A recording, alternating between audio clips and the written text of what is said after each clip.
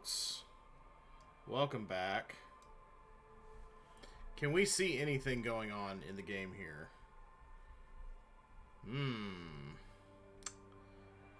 This is not looking so good so far. From what I can see on the stream, are y'all seeing a black screen or are y'all seeing the game?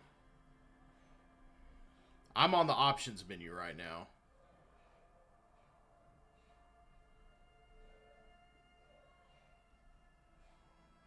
Black screen with the right cursor. Yeah, okay, that's what I'm seeing. So why does it not want to... Let's close it and try again. Okay, yes, thank you. Alright, play.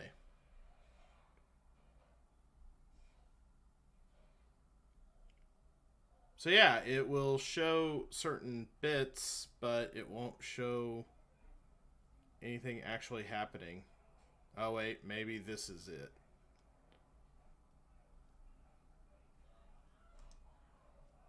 Lots of big things happening here. It just got way big. It just looks like a mess right now to me. Y'all seeing the same mess I'm seeing?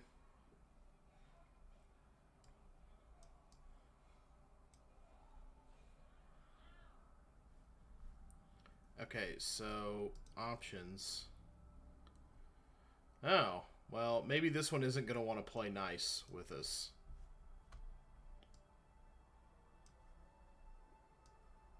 So we may just have to spin the wheel again. Yeah, that's... Okay, yeah. What is... Oh, oops. I didn't confirm the... There we go. Didn't confirm the window size. Well, it doesn't seem to want to play very nicely. Unless... Hold on. Let's go ahead and... Okay, and then let's try something else. I was doing it as a window capture, but maybe it will play nicer as a game capture.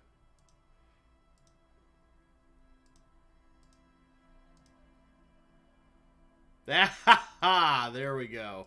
Okay, very good. We're in business, folks. All right, so...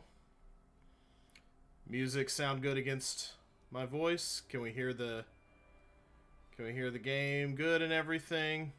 Very nice. Okay. So, okay, let's see what options we got here. Menu, I think everything is probably fine. We've got tutorial agent. Oh, what are you? No, I don't want to... Okay, let's see some things here. Tutorial agent. The tutorial agent gives new players unsolicited... Oh, yeah, except for face cam. Gotta see the pretty, don't you? There we go. Gotta see the brand, gotta see the face. Alright. Very good. Now, here we go. Okay, so... We are now fully in the thick of it, looks like. Where were we? Detective mode. With detective mode active, interactable objects and characters in the game are automatically highlighted with a light border when the player approaches them. Yeah, I think I want that. What is hardcore mode? Existentially difficult. Checks are harder and healing items are more expensive. Choose your clothes and thoughts wisely. For your sweat and toil, tasks reward a small amount of extra XP. I am not hardcore at all, so maybe let's avoid doing that. Can create polls so that... Oh, really? Streamers can create polls so their viewers can influence gameplay. Viewers can vote for their favorite dialogue options, give temporary bonuses and penalties to the streamer's main attributes. They can also view the streamer's character sheet and journal at any time. Do we want to mess with that? I mean, y'all can just probably help me pick. I don't need y'all interfering with the qualities of the game. But alright, let's go ahead and do I think this is a pretty good option setup. What do controls look like? And I would, wait, well, controls is right here. So, mouse, keyboard, movement with the left thing, C for the character sheet, T for the thought cabinet, journal, map, highlight. Okay, so it's all mouse-based stuff. Oh, okay, so we're fine. All right. So let's go ahead. If there's a decision you think you want to leave up to fate, you can ask us. All right, so let's go. Let's get into it. We've got the thinker. Extremely intelligent, very bad with people, knows interesting facts, comes up with original ideas. Then we have sensitive, very psychological, a magnetic personality but unstable, might begin to lose his mind. And then physical, extremely physical, interacts with the world through his body, gets things done, but dumb as a rock. So it looks like we have, okay, intellect, your capacity to reason. We get a boost to encyclopedia, which is, well, tell us what that is. Okay, no. Psyche, your power to influence yourself and others. No special bonuses there. Physique, how well your body is built. Physical instrument, electrochemistry, endurance, half-light, pain threshold, and shivers. Whatever these things all are, I don't quite remember. I've only played 5 hours of the game. Motorics, or, yeah, I'm going to say motorics. How well you move your body. Hand-eye coordination, perception, reaction speed, savoir-faire, interfacing, and composure. So this one starts with a boost to Inland Empire. So basically a +1 to, like, 1 stat. In this case, it's encyclopedia, which, if I remember right, is, like, remembering things. Inland Empire, which is, like, I can't quite remember what that is, like... Not to do with logic or anything. Physical. What have we got? Any hand-eye coordination is your bonus here. So which one do we want to go with here? I'll leave it up to y'all. I'll play as whatever character y'all think is the most fun. But we'll just go off, or we could create our own character. Might be smarter to create. Inland Empire is a movie. I also forget by who. This is functionally my first time playing the game, so we might want to go... Yeah, it wasn't like... It was a really weird movie. I want to say, like, Naomi Watts was in it or something. I might be thinking of Mulholland Drive, but I might also be thinking of Inland Empire.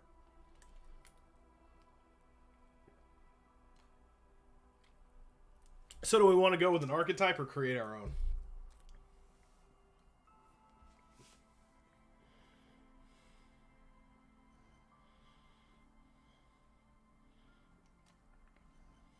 He's got 2 poses, the thinker and the stinker. I think creating your own would feel the best even if you're not sure where everything will be important / useful. That's kind of where I'm leaning. So let's give that a shot. Let's try creating our own character. Plus, this will give y'all... Okay, so we have adjust abilities. How many points do we have to put into everything? So we have 1, 2, 7, 12. So we have 12 points total to put into our base character. Intellect, raw brain power, how smart you are. Psyche, sensitivity, how emotionally intelligent you are. Physique, your musculature, how strong you are. And motorics, your senses, how agile you are. I think I tend to want to play characters who are like me when I have these kinds of choices. So, or we could just rando it up. But no, we're not going to do that. That would feel gross. Let's see. I think I want to put more into intellect and psyche and maybe not be so good with... let's see. Let's try to... So we could just balance it out. We could do 3, 3, 3, 3. That we'd have complete average down the board. But I kind of feel like that would be a cop-out. So I'm going to go a little less agile and a little more intellectual. Not too gross in either direction, but... Yeah, that looks kind of good to me. Any suggestions? Anybody wanna tweak it before? I don't. Well, since this is a mouse-based game, I don't know how. Since all the movement is mouse-based, there's not going to be any crazy like keyboard reflexes. So I think motorics might come down to like basically dice roll initiative type stuff. So I'm thinking maybe we can do a 1 in motorics. And let's see. Really smart, but like really emotionally sensitive. What do we think? Do we want to go with this build, or do we want to go with the 4422?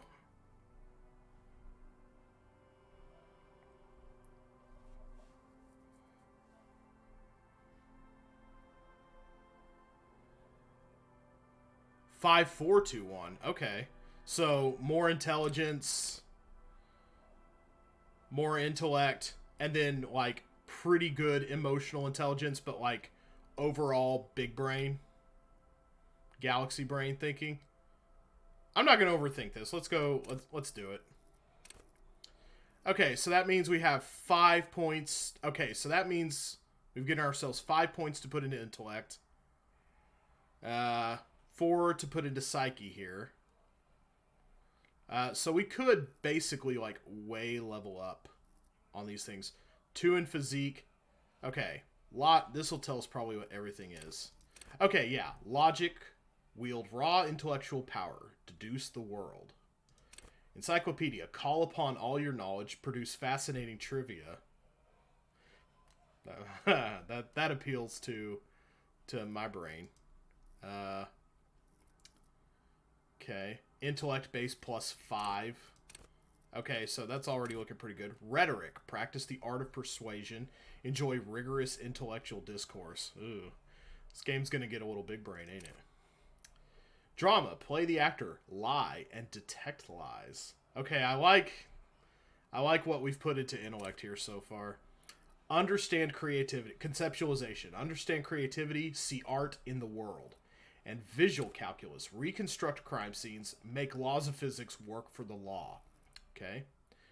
Then we've got, down here we've got psyche, volition, hold yourself together, keep your morale up.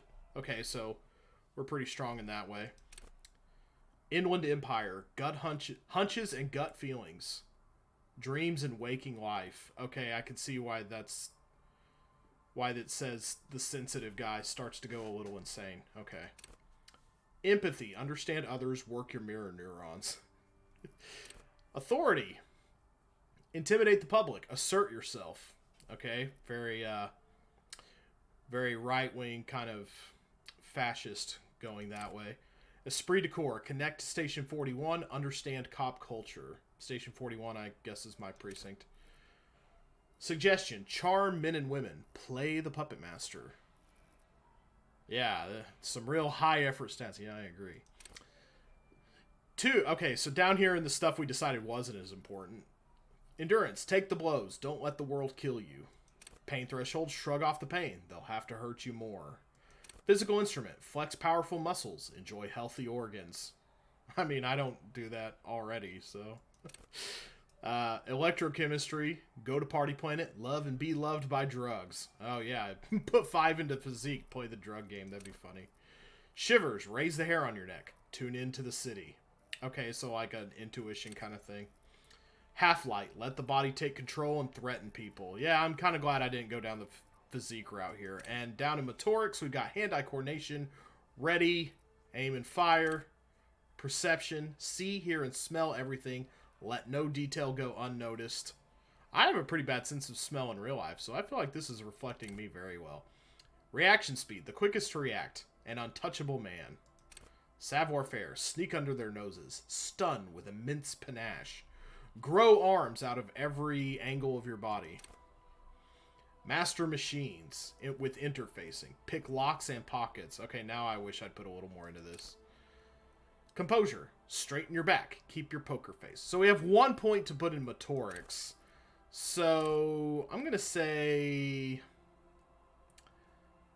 This might go well with the whole drama and conceptual. So I'm going to put a point into... Yeah. Oh, I can't, like, add to these things yet. Click to mark selected skill as signature. Okay. Encyclopedia. The trivia was my favorite, so let's set that as our signature skill. Okay, so that gives us a base point in that. Oh, so we can get up to, like, level 6 in that. Okay. Yeah. All right. So we are, like, trivia master. Got it. Okay. Into the game proper. The Furies are at home in the mirror. It is their address. Even the clearest water, if deep enough, can drown. There is nothing. Only warm primordial blackness. You're conscious ferments in it. No larger than a single grain of malt. You don't have to do anything anymore. There was a guy, yeah, speaking of lockpicking, there's a guy on TikTok. He'll, like, take, like, master brand locks that you can get at, like, Home Depot and stuff, and he'll just, like, do this little lockpick thing, and he'll be like, and if you hit it just right, you can feel the disappointment and just jam it in and break the lock. It's great. Learned some weird stuff from your lemming video. Oh, thank you. I try to be a font of education. Ever. You don't have to do anything anymore, ever. Never, ever. Never, ever, ever, or simply keep on non-existing. Never,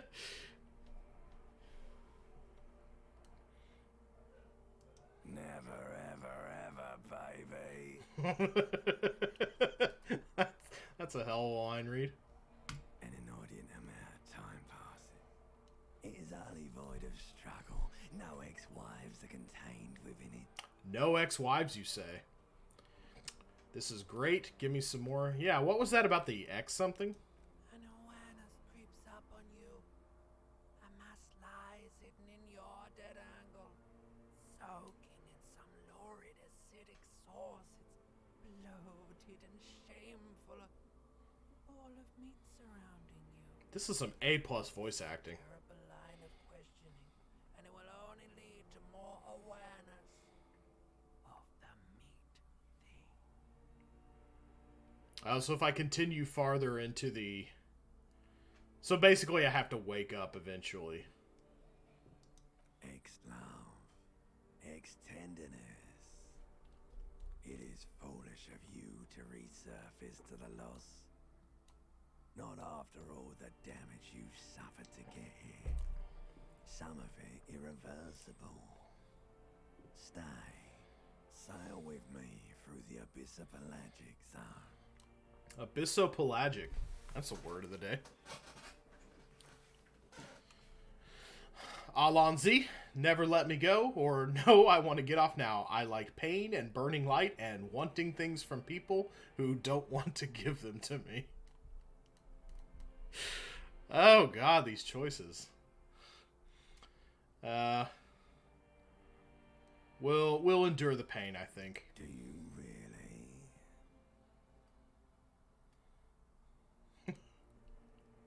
You wouldn't like it if I told you what was back there. Why'd you think you had to bludgeon yourself into oblivion? Oh god. Or did you not sense yourself marinating? Hoard so much on yourself. Got a bit carried away, did we, Chef? Fear and apprehension. You should ask what's out there first. Okay, so that was like a stat check. Easy. Okay, so like... Okay, so basically to pass that check, I had to roll an 8, and I rolled a 10, I think is what it's saying. Fear and apprehension. You should ask what's out there first. So basically, my brain taking care of itself. Yeah, let's go with number 1 here. Yes. Your one disco mother. Yeah, baby. There's this giant ball there. An evil ape. And the evil apes are juking it out on the ball. You're one of them. It's basically all just evil apes juking it out on a giant ball. Yeah, more or less. Great question choices. You can't even make out it's a ball when you're joking it out. It's that large. Yeah. It's more or less the size of it. Infinitesimally small. Vying for resources is just a stupid expression you picked up somewhere. The part of the presentation you want to take home with you is this. You have to beat the other evil apes in the face, or you lose. Damn, this is fucking nihilistic.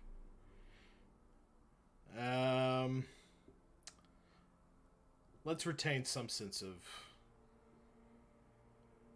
sympathy for the whole sordid affair, I guess. Yes, it is.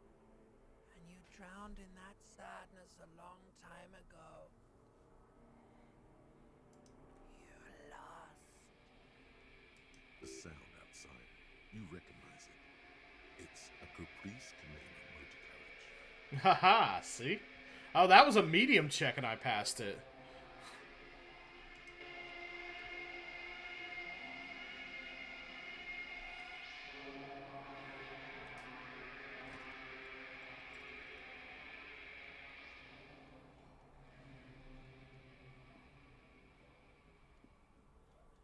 Don't worry, he is wearing underwear. Not doesn't seem let's see. Let's interact with the pants, please.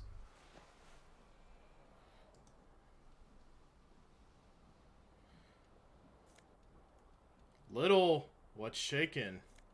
We are playing Disco Elysium. Is there another shirt that I need to put on first? Item game, Disco Ass Blazer. Let's see. Hear a jingle. Keys are clinking in the pocket of your flare-cut pants. Oh god, my perception is so bad. It says whirling in rags on the aluminium keyring. There is a single key on the ring. The number 1 is etched on it. It should open the door. Okay. The whirling in rags is a hostel cafeteria on the urban coast, frequented by dock workers. Wow, we passed a challenging check. Can't get banned from Twitch for this, thankfully. Yeah, that's probably a good thing. Alright, what do we got here? What's over here? So, we got that we can interact with the fan. This magnum-sized bottle of Commodore Red is empty. Let's go in the bathroom and... Holding my head, I look pretty hungover. You see bottles in the bathtub. Wine, beer, and sweet liqueurs. Let's go check out some other stuff here. It's nice of the game to highlight the things for us so we can investigate. This reel-to-reel tape player is still on, rolling empty. Okay. Looks like someone tore the tape out while the song was playing. Indeed. Hey, you know what? It's kind of cold in here. Oh, This fan has 2 chain pull switches. I see my tie One swinging into from a the tiny fan. The other in a light bulb. A truly horrific necktie has somehow attached itself to one of the blades. I like this guy's voice. Or has it been consigned there as punishment? Okay. You feel as though this creature is your friend and wants to reattach itself to your neck so that you may continue your adventures together in this strange world. Okay, so I have a low... Okay, so... Oh, looks like... Okay, dice roll. 1 through... 2 through 12. This is a white check. You may retry it. Okay, so there are checks that I can't retry. I have very low savoir-faire, so maybe I should, what should I do? It'll probably look more professional as a detective to wear a tie. So, let's, I think pull on the fan means pull on the chain and stop it. So I'm going to do that. I'm going to... The blades come squeaking to a halt. It should be easier to reach the tie now. Even +3, the fan is turned off. Okay, so I've got about a 58% chance of hitting this. This is going to be embarrassing if I don't hit this. You swoop up and catch the tie. Snap. It's released from the Warning, warning. The necktie is no longer contained. What you have in your hand is a fantastically colourful tie with 4 or 5 different patterns. The knot reminds you of a noose. Dark. If it's your friend, why was it up there? Who ties their friend to a ceiling fan? Maybe this thing is dangerous somehow. So I'm getting like a big boost to logic because I put 5 points into intelligence. So it's starting like from a base of 5, I bet. And I basically have to roll, like, it's adding 5 to my roll, I bet. Or just making it so I have to roll lower to reach. Yeah, like, so I probably rolled like a 6 or something. An ominous, foreboding feeling fills you as you look at the tie. A terrible mistake. Turn the lights off immediately. You can practically feel the photons burning a hole in your brain.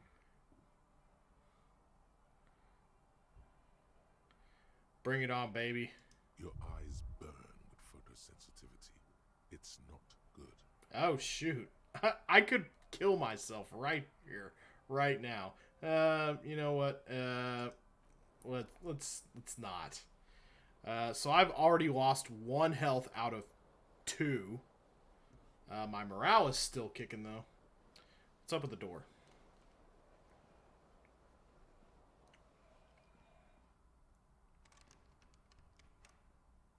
Oh, there's something in the sink here, it looks like.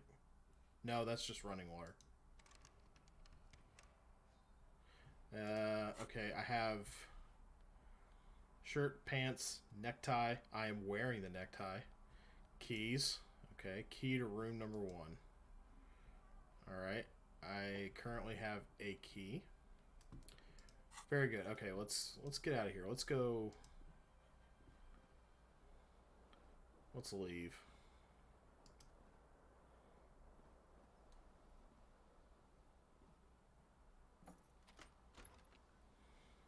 Iguanas. -4 iguanas.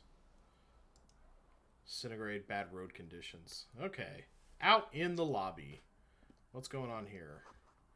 Calendar says it's March. The year is 51. Hello, officer.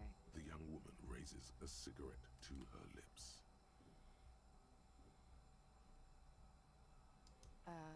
No. She seems perplexed by your question. There's only one solution to this. You're a businessman.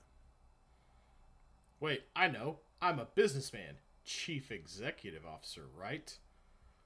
Or do we want to be funny, or do we want to keep pursuing this weird line of sarcasm?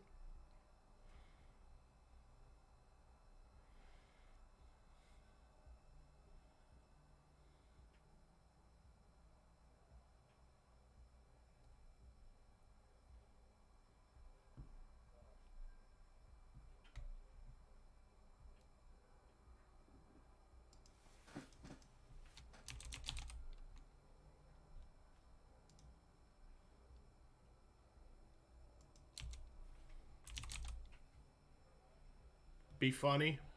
Okay. Be funny in the absence of being able to tell her how badly you hit her head. You hit your head. Okay, then we're gonna be funny. The young woman shakes her head slowly. Okay. Chief Technical Officer? No. You're a police officer, sir. We've got, are you sure? You're shitting me? And goddamn right I'm a policeman. Don't you forget it. Okay, so we could be rude, do the head-hitting response, or like kind of follow the amnesiac line. What then shall we do, folks?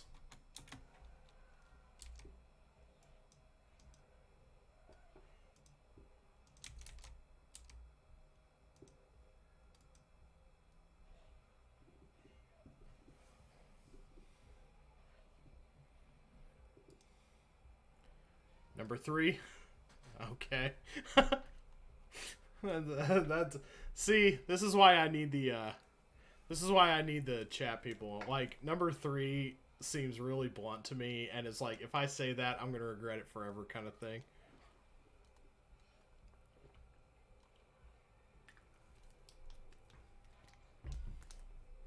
You're shitting me is probably how I'd answer. It's between 2 and 3. Anybody got a tiebreaker? 2 sounds reasonable. Yeah.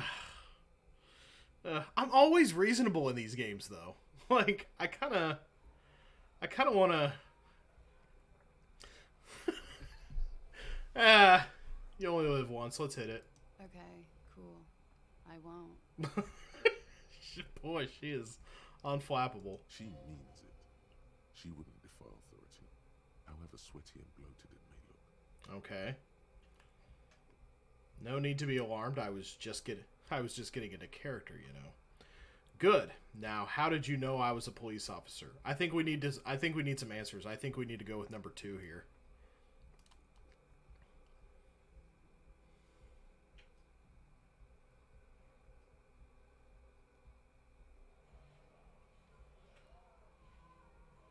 Yeah, I think we'll just go with number 2. I don't really need to wait on a... First, I have to ask, are you okay, sir? You look like you're about to throw up. All of a Can I bring sudden... you something? Okay, she's pretty nice, seems like. She's right. Something wants to come out through your mouth, right in front of her, right here. It makes you put your hand on your stomach and swallow. Well, since she's being real nice to me, I think I'm going to be pretty straight with her and tell her I feel wretched. Sir, you've been here for 3 days. On official police business, no less. Okay, so she seems to know more about my job than I do. I can't commit to not vomiting, so I'm going to ask what kind of business. Couldn't say. In truth, so far, mostly drinking. Yeah, that checks out. You have no doubts about the drinking, but do you strike yourself as a tight-lipped drunk? She must have heard something. Okay. I might not know where I am or who I am, or what a Kupri Kanima is, how I know what one sounds like. Okay, let's see. So I've passed the logic check. I don't really remember being a cop or anything else for that matter. Why would anyone let me be an officer of the law? Or we could take the suggestion challenge, which we get +1 on for saying, GD, right, I'm a policeman. Try the expression on her. Let you know you want her physically. This woman has been way too nice to warrant that, so we are not going to... And that is a red check. It cannot be retried, so we're not going to do that. We're not even touching number 4. So we can admit we have amnesia. Number 1 seems like more of like we passed the logic. Like, number 1 and number 2 seem functionally the same, but number 1 seems like a better response based on the fact that I passed my logic check. I'm gonna go with that. She nods. But I do not know when someone's telling me the whole story. What am I doing here? What's my case? There's a mercenary out back. He's been hanged. The body has been there for a week now. The locals probably got tired of it and called the cops. And why didn't you just tell me that? I didn't mean to overwhelm you with information. You seem a bit lost, officer. Okay, we've got suggestion again. Not gonna do it. Okay, maybe there are... Okay, number 1 is a little bit grayed out. I've already pursued that. I can see that. Could it be because of the drinking? Okay, yeah, we can kind of go through all the choices here, I think. Don't be so harsh on yourself. You let almost anyone be a police officer. Great point. A glib remark. Don't let it stand. Assert yourself.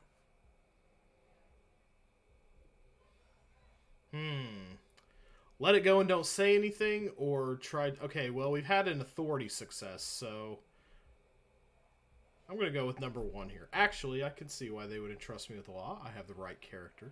A fondness for contradictory statements. Okay. Okay. No. In the brief course of our brief conversation, I have masterfully suppressed the urge to throw up. This is a sign of professionalism. Number 2, no, I realized you were withholding information. Something lit up in me, a killer instinct. Number 3, no, I get these tidbits of information sometimes, like little facts of trivia. Gives me a detective-y vibe. And number 4, yes, what you just said. I can't come up with anything. Let's see. So, I'm the right character. Number 3 sounds the most like my character so far. I think I'm going to go with number 3.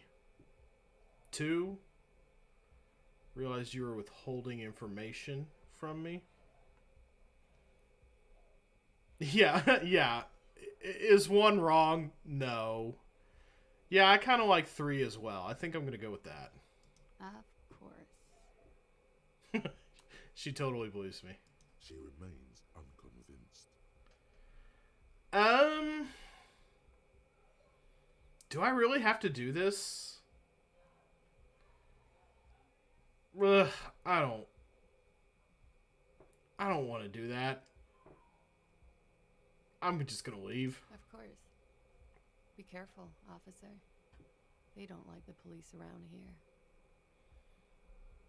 I mean, really, where do She they? looks back at you, a light glinting off her eyes. Goodbye. All right. And that's the end of that chapter. So let's see. Looks like she left a nice long stub in the ashtray. It's still smoking. The game said tidbits, so that's how I read it. It is tidbit, though. Okay, that's somebody's door.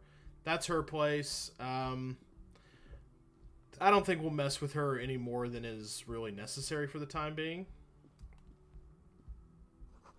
This is the weekend edition of the satirical newspaper Trompe Le Monde. Let's see. Is there anything around the way I need to look at?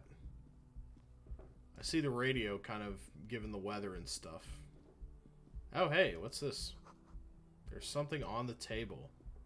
There's somebody at the door. There's somebody at the door. So I have picked up 40 cents off the counter. We're rich.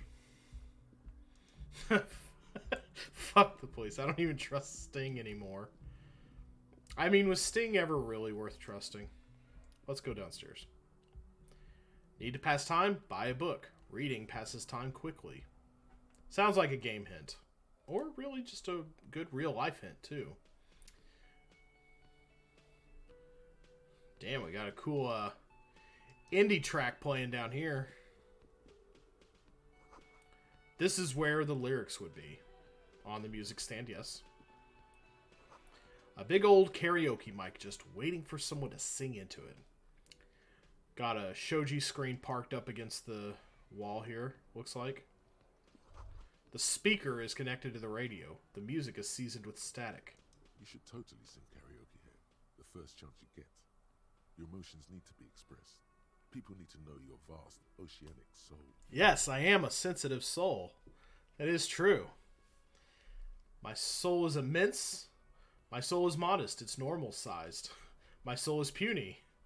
My soul's cubic content is obscured by the hangover. Very true. Or discard the thought. We don't want to discard the thought. We definitely want to talk about our souls. Obviously, on this very lighthearted Sunday night stream. How big is our soul, folks?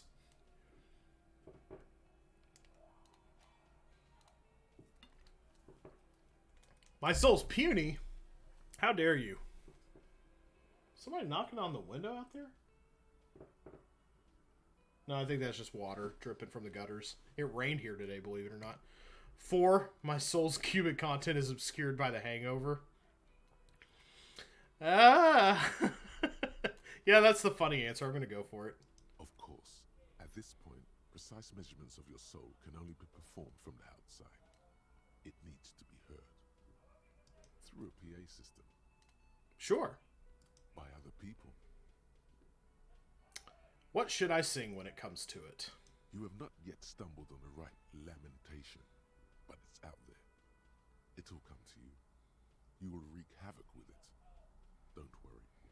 Lamentation sounds good. They'll really get a gauge on my soul with that. Or I was thinking maybe I could sing something happy, get the people going. So, soul searching or peppy and happy. This doesn't really look like the place for singing happy songs. I'm going to go with lamentation. Serves them right. Wipe that smirk off their face with your sad, tragic song. Who's laughing now? No. Me? I'm laughing. You have to find something tragic to sing first. Oh. Okay, so something has popped up in our notebook, and we will be singing karaoke at some point. Get hold of a sad song on tape. You need to find a sufficiently tragic tape and then play it on a boombox to memorize the lyrics, which, being logic archetype, I'm sure I'm very good at. Yeah. It's gonna be everywhere. Yeah, I'm sure. I could have brightened up the world, but you know what? When in Rome. Then ask the cafeteria manager to perform, preferably in the evening. More people at the bar then. Get hold of a sad song on tape. All right. Well, we have our marching orders. What's up with the menu has been wiped clean. Only the word Monday is written on it. Looks like we have some additional logic check here. A woman's hand wrote yesterday's menu. Today's starts in a man's handwriting.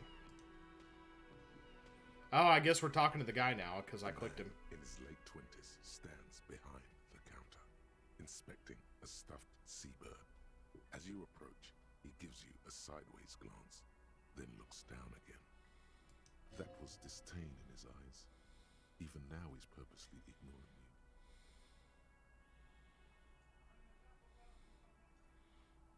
you. Yeah, let's pin him to the wall. Something tells me... I do wish he walked a little faster, but yeah, it fits the atmosphere. Oh no, you're a hero. A real hero cop. Yeah.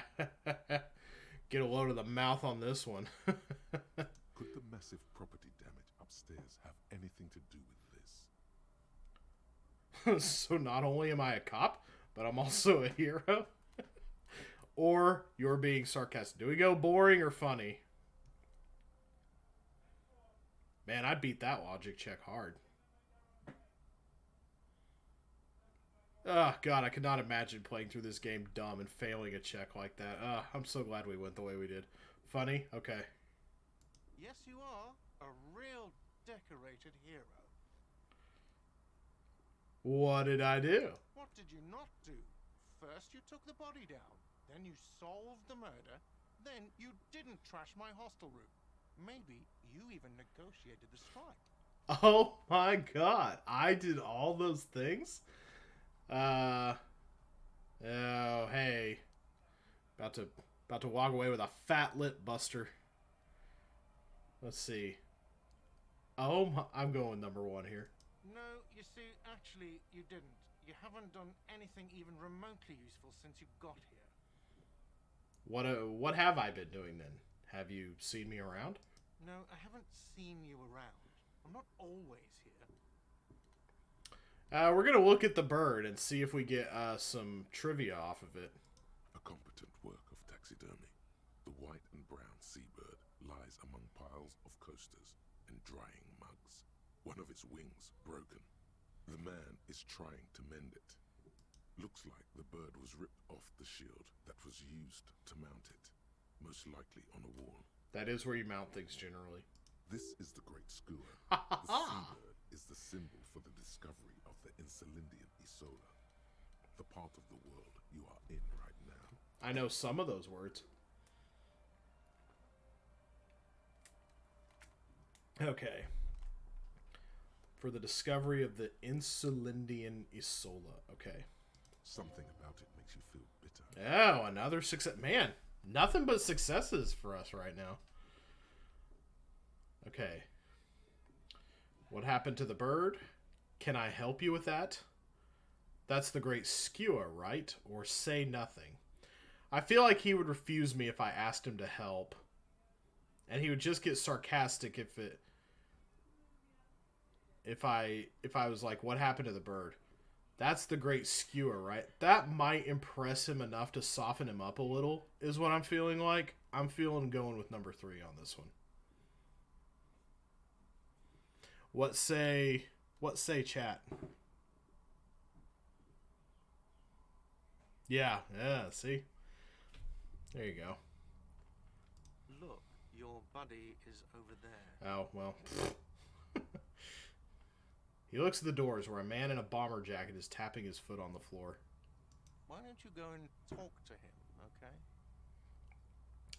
What do you mean, my buddy? Or I'm a cop and I'll talk to whomever I please. This guy brings out a little bit of shithead in me. I'm gonna verbally rough him up a little. He pretends not to hear you, concentrating on the bird instead. Okay. Yeah, let's ask another question. No, I'm not the bartender. I'm the cafeteria manager. What's the difference? I have 3 cafeterias to manage. 3. Sylvie tends the bar here, not me. I'm only standing in. Okay, and where is Sylvie today? She just, you know. Yeah, that sounds very,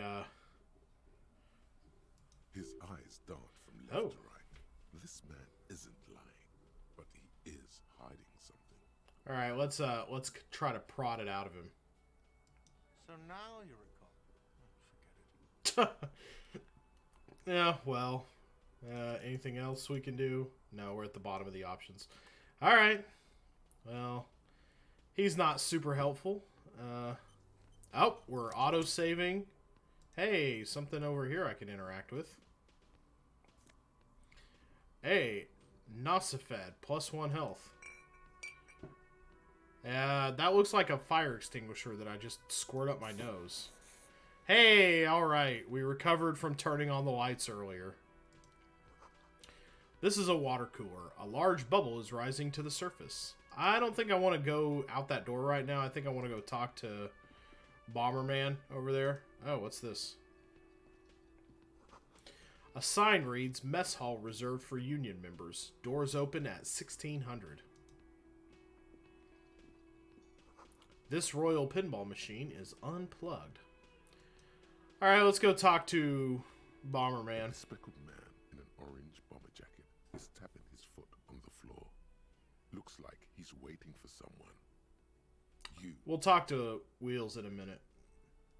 As you approach, he narrows his eyes and extends his hand in greeting. She looks really nice, though. Very, gentle face. If an assault were launched on this building right now, if the windows came crashing down and the whole world descended upon you, this man would hurl himself in death's way to save you. You are sure of this, but why? Do we want to know who he is to us, or do we want to play it off cool for the cop? We definitely want to at least shake his hand. We don't want to not shake his hand. That seems number 1, or try to get more info, or I think more info is probably good. It'll probably let us shake his hand anyway. I just feel like that. I have no basis for...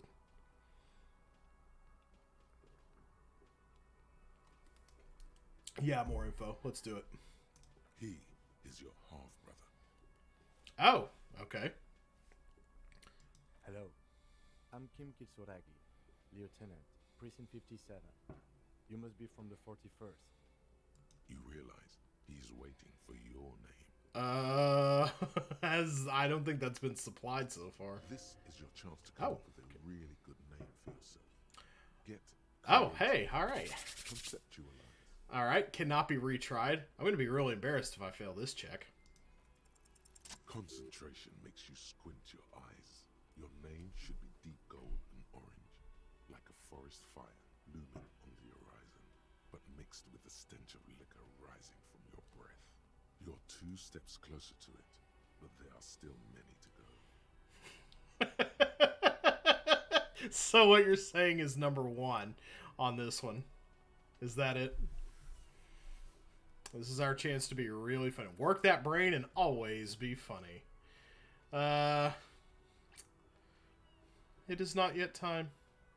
Okay then. Alright. So much for that. It looks like we had a little scheduling error on Sunday. Saturday too, actually. Have you had time to talk to the manager here? What he means is, he has been trying to meet up with you for 2 days, but you have been otherwise occupied. You mean him? Yeah, I just talked to him. No, I haven't. Yeah, I just talked to him. If you don't mind, we should talk to him again. Ask him for a rundown of the area. Now that I'm here as well.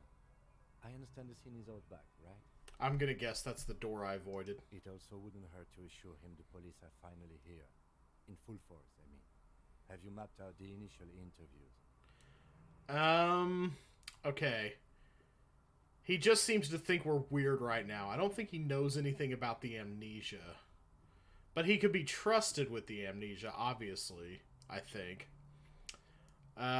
So, yes, the police. I'm aware. I'm a policeman. What interviews?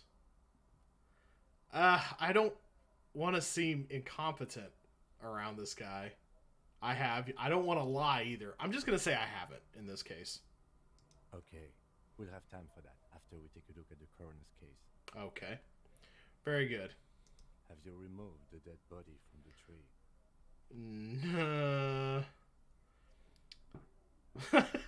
Look, man, you know, yeah. That body dead? Well, that's just like your opinion, man. No. So the body is still in the tree.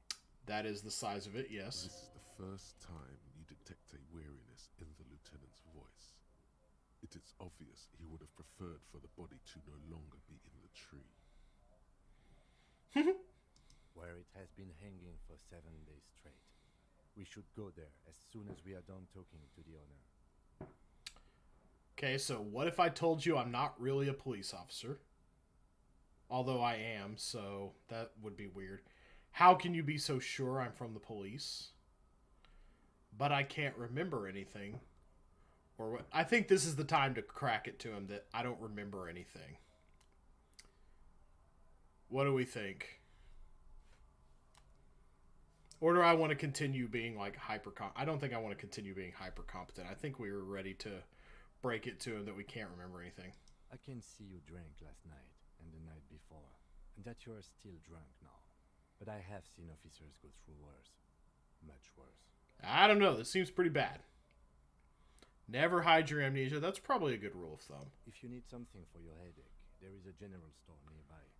But as I said, the dead body should be our #1 concern. Well, I just stole a fire extinguisher off the counter and huffed it, so I'm good to go.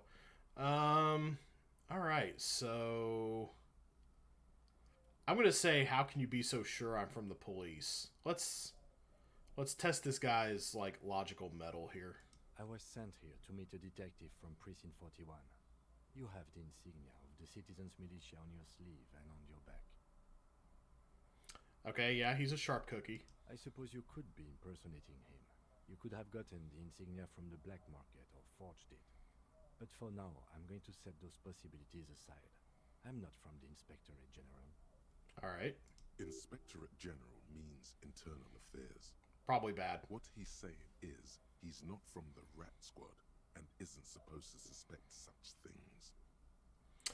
Okay, so like, you mean the Rat Squad probably like, I don't know, buffs up our esprit de corps, like getting in good, but he doesn't sound like he goes in for that kind of thing. I think I kind of want to be straight with him on this one.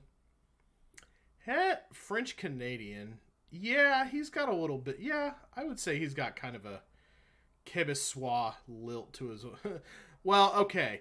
Calling it the Rat Squad sounds a little unprofessional, but like, have you seen me? I don't exactly look like. This is like gritty Barney Miller reboot over here.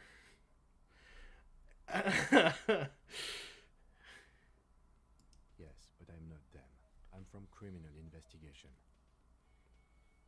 You said insignia. These white rectangles, you mean? Yes, But they're just white rectangles. they're not just white rectangles. They bear a halogen watermark with the letters RCM and a pattern resembling the street grid of Revachol West. Okay. I would ask you to step into the headlights of my motor carriage. Like a game. It's none of my concern. I just need you to do your job.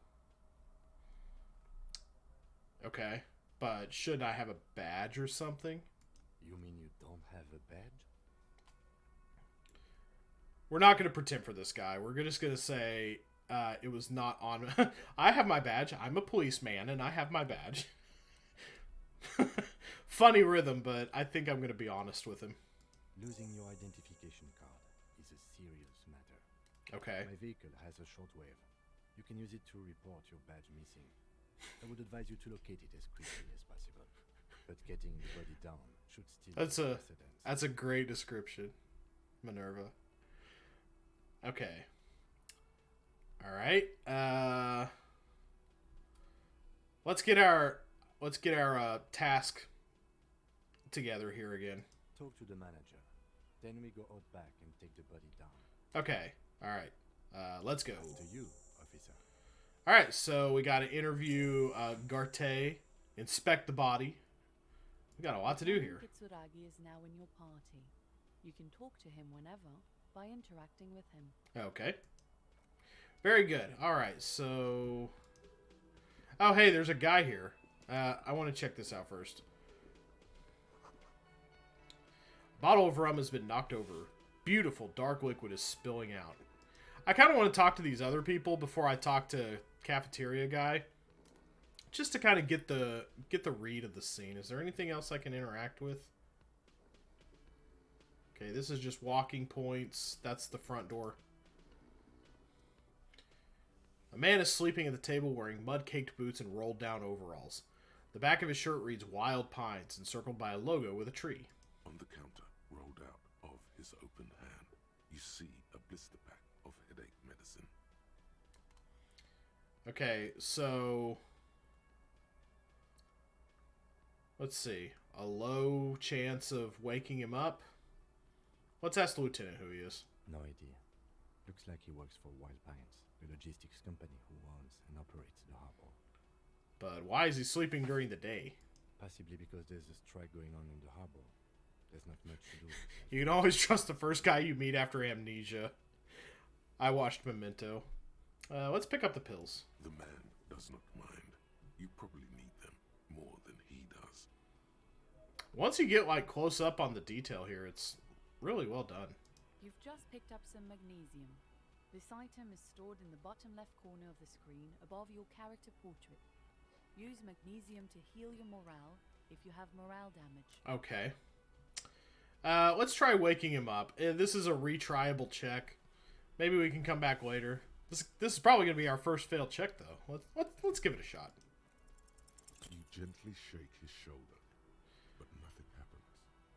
This man could probably sleep soundly in a ship's engine room. Put skill points into physical instrument to open this white check. Okay, so it doesn't let you just do it over and over again. It's like try again when you get a little better at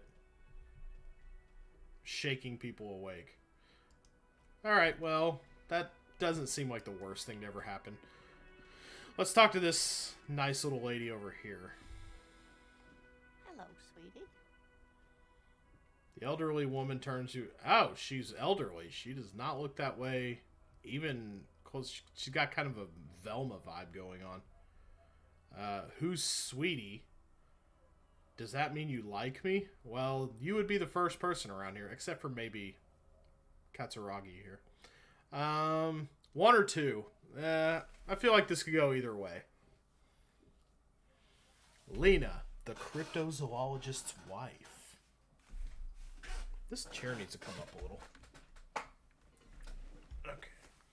That's better. Okay. 1, 2. Okay, yeah, we'll go with 1. Why, you are, officer. She'll like you if you make her feel pretty. Ah, that would have been a good point, yeah. Aw, she is sweet. Let's believe her. And you found anyone to be sweet to? Oh, she's super nice. We don't want to talk about mating rituals around this lady. That would be really coarse. I don't know. Wink? Maybe I have. Yeah, let's roll with it. I like number 2 a lot.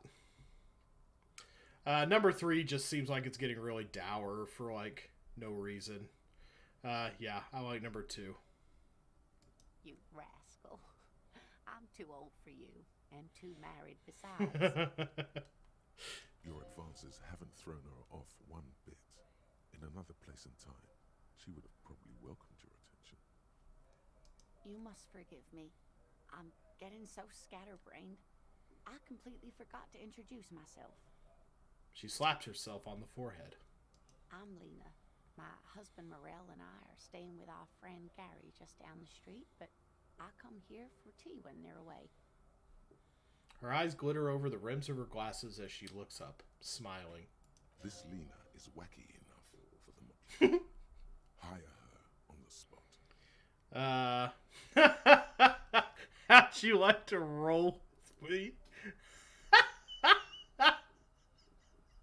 Oh, we're doing it. Whatever do you mean? I want you to be my wheelchaired partner in fighting crime, raiding backyards of corpses, catching sequence killers. Sequence killers? Oh my. But I think you already have a partner, sweetie. Aw. A partner who needs you to help him get a corpse down from a tree. I know. But there are also side mysteries, sequence killers, and forays into the paranatural. I can assure you, with absolute certainty, there are no sequence killings taking place in Martinez. Yeah, okay, sure. Get a load of this guy. Now, gentlemen, no need to squabble. I wouldn't be of much use to you anyway, sweetie. Why? 3 heads are better than 2? Thank you, but Martinez isn't the most wheelchair-accessible place, you see. I'd slow you down. Inaccessibility bad. Perhaps another time. Yeah, let's talk to her about the chair. Yes, dear. I'm a paraplegic. There is no war in mayonnaise. I mean, A Martinez. paraplegic is someone with limited or no ability to use the lower half of their body. Paraplegia is caused by spinal cord injuries, like falling from a great height, or a grenade explosion. Yeah, she really looks like she fought in a war. Let's return kindness with kindness. Let's say it was rude to mention the wheelchair and move on. That's quite all right. I'm used to people asking questions. I know they're thinking about it anyway. I love her little Southern Belle lilt. That's so great. There is no bitterness in her voice. She accepted the curiosity her condition inspires a long time ago. Well, as long as we're talking to her here, let's go with number 3. Yes, officer. You look rather dazed. Like a stunned fox. But surely things can't be that bad. She won't judge you, no matter what you say. I drank so hard I forgot literally everything. Yeah, I seem to know what I... Did I put on shoes? I think I may have forgotten my shoes. Those look like socks. Okay. You know where we are, right? The Whirling in Rags cafeteria. It was on my keys. On Insuland. I don't know, some really seedy hotel. A war zone. At the edge of the world. We're dead. Haunting each other. We're ghosts. Oh my god. They just get progressively darker. Yeah,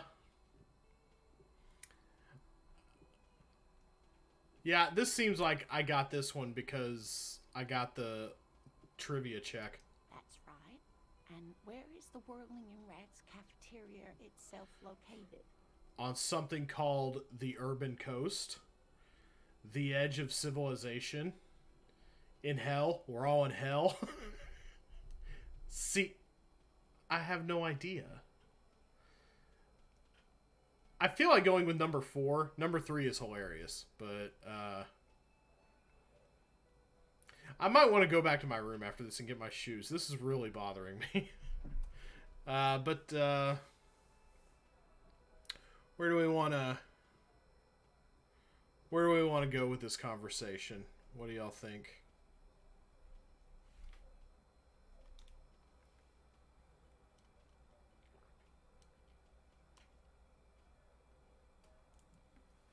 Right, yeah. Don't be funny to nice people. That's now is not the time for bits. So 4. Yeah, that's kind of where I was leaning. We're in the city of Revshol, dear. Honestly, I didn't know diddly squat about Revachol. What kind of place is this? How would I even begin to tell you? Revshol is the most beautiful city in the world. It is? We're fortunate to be here, you and I. Oh, shit. I haven't seen very many other cities personally, but everyone says so. Revshol is a rare jewel. This city used to rule the world, though it has seen better days. There's a pause as she studies your expression. You must look quite lost. Speaking of history, you know what year it is, yes? It's the spring of 51. That's right, dear. How splendid. Here, take this pen. Knowledge should always be rewarded. Aw, she gave me a bored ape. I can tell that this is taxing for you, so I'll just ask one more question. Okay. What regime are we living under? What mode of government? Obviously not some kind of democracy. I'd like to think it's the dictatorship of the proletariat, but something tells me it's not. Number 3, our leaders are fierce warriors who traverse the plains on steeds. Civilization cowers before us. Number 4, we are governed by intelligent machines to perform calculations to determine the freest market. Everyone hustles and grinds like a badass visionary. Number 5, radios are being used to control people's minds and distort our perception of reality, concealing our true masters, foreigners and women. Not the women. Or number 6, cop. We are living under the cop regime. That is a lot of choices. Holy shit. I know, right? So what mode of government are we living under? My inclination is number 2. That's kind of my favorite answer. Hey, Phelps, how's it going? Holy shit, Reddit Elysium. Yeah, these dialogue choices sound sourced from Reddit. 2 is cool. I'm gonna go with 2, I think. Oh, sweetie. Oh, God. It's really not. She pities me. There used to be people who thought that way. Other people who wanted those things, but they all went extinct. Ooh. Revachol is a zone of control led by an alliance of foreign powers called the Coalition. We have almost no government of our own, and certainly no dictatorship of the proletariat. Okay, so... Alright. But they still have cops. Good point. If there's no government, how come there are cops? Oh dear. And you were doing so well. Oh, no. There aren't any cops in Revachol, not in the traditional sense. The status of law enforcement has been a complicated matter since the revolution. Okay. But we should stop for today, sweetie. You look like you need a break. Besides, I'm not the best person to explain the big things to anyone. You are doing just fine, Lena. You are precious and a treasure, and Katsuragi and I will protect you. She's scared now. She's realized you really are brain damaged. Okay. If she'll explain about the revolution, I'm wanting to know more. But number 1 is cute. I kind of want to you know, please. I want to please her. I want to do well for her. What is the revolution you mentioned? Defeat, I'm afraid. The people of this archipelago tried to build something new, something different. The rest of the world didn't like it, so they came and ended it.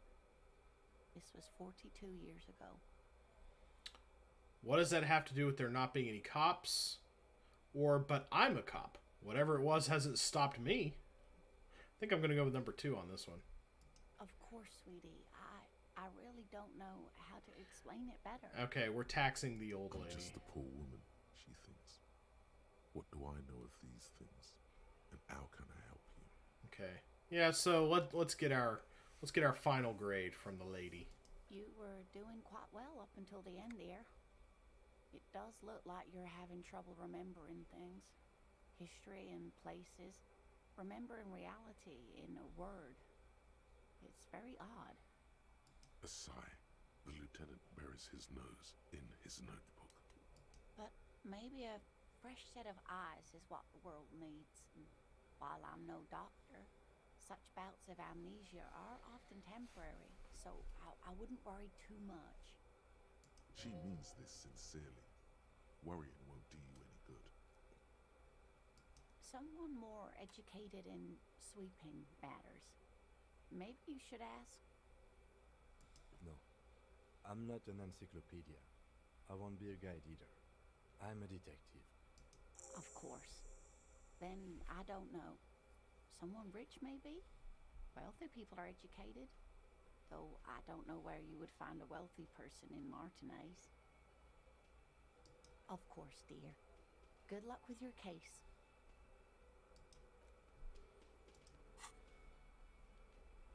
So she gave us a pin. What's the items? Here we go. Kind green ape pin. A pin with a green ape head on one end. The ape has closed its eyes, a kind expression adorning its face. It seems to be meditating. Okay. This is something I can, I guess, sell for money. Although Lena gave it to me. I don't want to sell it. Okay, we got to sing karaoke, report our missing badge, interview the cafeteria manager, inspect the victim's body, and get a reality lowdown. Okay.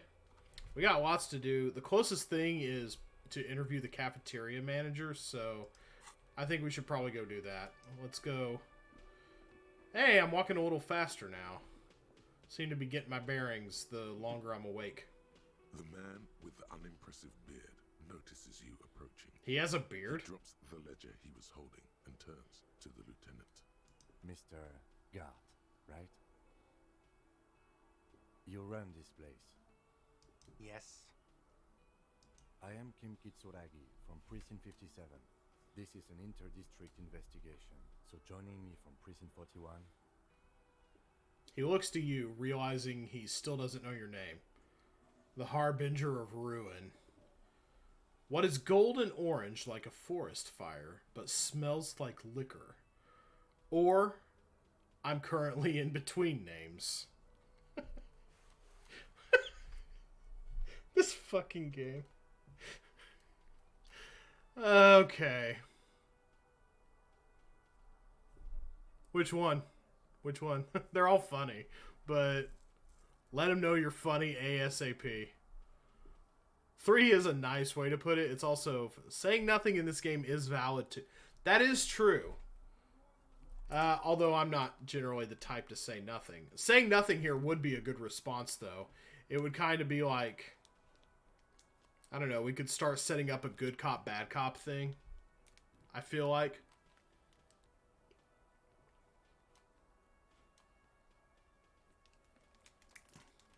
I think I'm going to go with 3. Fantastic. It's like when you've left your band, but you haven't decided on a solo artist name yet. That's wonderful, really. I think so. But there's a dead body out back. No one wants to work in these conditions. It's been a week. Sir, I understand your concern, but we are here to do a job. And for us to do it, I need you to stay calm. Yes, of course. For a moment, the cafeteria manager fidgets under the lieutenant's gaze. Then he gives in. I know it took us a while to arrive at the scene, but it also took you a while to call us. Ooh. It was you who placed the call, correct? No, I only just got here. It was probably Sylvie who called you. She usually works the bar here. I'm only temporarily taking over her duties. Do you have her number? As a matter of fact, I do. Another task for us, then. He looks behind a pile of coasters, finds a slip of paper, and hands it to the lieutenant. You said you just got here. From where? Are you a local? What, of Martinez? No, I live in Jamrock. I only sometimes come here to keep an eye on the place. This is just one of the many, many cafeterias I manage. But you still know your way around, yes? In case we need directions. Yes, I know where some things are, but as I said, I don't live here. I just used to work here. And I'm not going to start working here again, if that's what you think. I didn't imply that. Detective. He probably means this is where you step in and ask your questions. Yeah, let's do some questions. Right then. Questions. I got this. His face expresses profound doubt in your having this. Fuck you, dude. Ask him about the body's location before asking if he killed him. Okay, that He makes will give sense. us information in the more innocuous question, which you can later use in the more sinister ones, not vice versa. Okay, so it's basically telling me how to interrogate him here. Ask him about the body's location. Okay, where exactly is the body? Behind this building, there's a courtyard. They hoisted him up on a tree there. And how do we get there then? That's easy. See that door there? First you exit through that. Then to your right, you should see a big hole in the fence. A really big one. You can get to the courtyard through there. No need for the keys. The hole is big enough for the Franco-Nigerian cavalry to fit through. The Franco-Nigerian cavalry. So they've teamed up, have they? That's an interesting spin on history. This man means the heavy cavalry of the innocents Franco-Negro, sweeping over the plains and nations of the enemies of mankind. 5th century style. Unified currency and the concept of cool came in their wake. They wore lamella and carried guns. But first and foremost, Franco-Nigerian heavy cavalry was really, really wide. That hole in the fence must be enormous. That was a long bit of dialogue to essentially explain the joke. But I did pass a challenging encyclopedia. Can I get, like, the dice breakdown on that? I guess not. Does he want you to feel guilty of making that hole? Oh. It's implied in his voice. Okay. Let's move now to number 3 and talk about Sylvie. Haven't you asked me that already? What is it with you and this woman? She has nothing to do with this. Yeah. Listen to my words, buddy. Okay, you got me. She went away because of the dead body out back. And because I asked for her number. That's why Sylvie went away. I hope you appreciate that. Gotcha, bitch. Thank you. Let's see. There will be real roles later where higher stats will give you better chances at succeeding. Okay. Let's see. Do we want to move on from this? We made him pretty uncomfortable already. Or do we want to press him a little bit on it? This guy has been pretty rude. It would be kind of schadenfreudally satisfying to put the screws to him. That's kind of what I'm feeling, is number 2. Yeah, let's turn the screws just a little tighter on him. I asked an employee out. She didn't want to come, but felt obliged to. It was a bad idea. Now, what is so goddamn fascinating about that for you? It's got nothing to do with the lynching. This stuff gets on my nerves. I am a feminist. I guess I like to be thorough. everything has something to do with everything? I don't know. I just went for it. You're right. I probably shouldn't have asked. I guess I like to be thorough. Good for you. Was there something else? I'd like to get back to what I was doing. Now we can go in for the who killed him. I don't know who killed him. I'm not the police. That's your job. This is it. He said they hoisted him up on a tree. Who is this they, if he doesn't know? Before you said they hoisted him up on a tree, who did you mean by they? Oh, people are saying it was the union dock workers, that it was a lynching.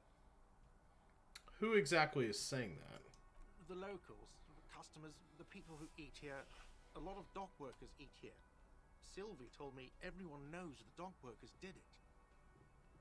Did the debarders themselves tell her this, or is it a rumor? I don't really know. You'll have to ask her. We've really got this guy up against a wall. I like what we've done here today. Why would the dock workers lynch this man? I would suppose it's because they have nothing better to do. Kind of a low opinion of the dock workers, I see. But it looks like he doesn't have a very high opinion of anybody who isn't wearing a vest. You mean so. the strike? Yes, the strike. The man they hanged was a security guard for the harbour company, I hear. A mercenary. The unionistas probably thought they'd send a message. I have another question. The lieutenant turns the page in the little notebook he's been scribbling in.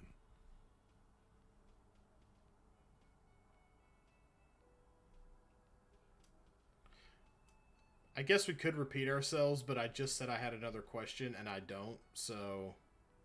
Let's go. Alright. Got a lot of experience out of that, dang. Not so fast. You owe me 130 real. Oh, do I now? No one is saying the multi-pattern necktie you found tied to the ceiling fan can talk. No one. It must be merely imagination.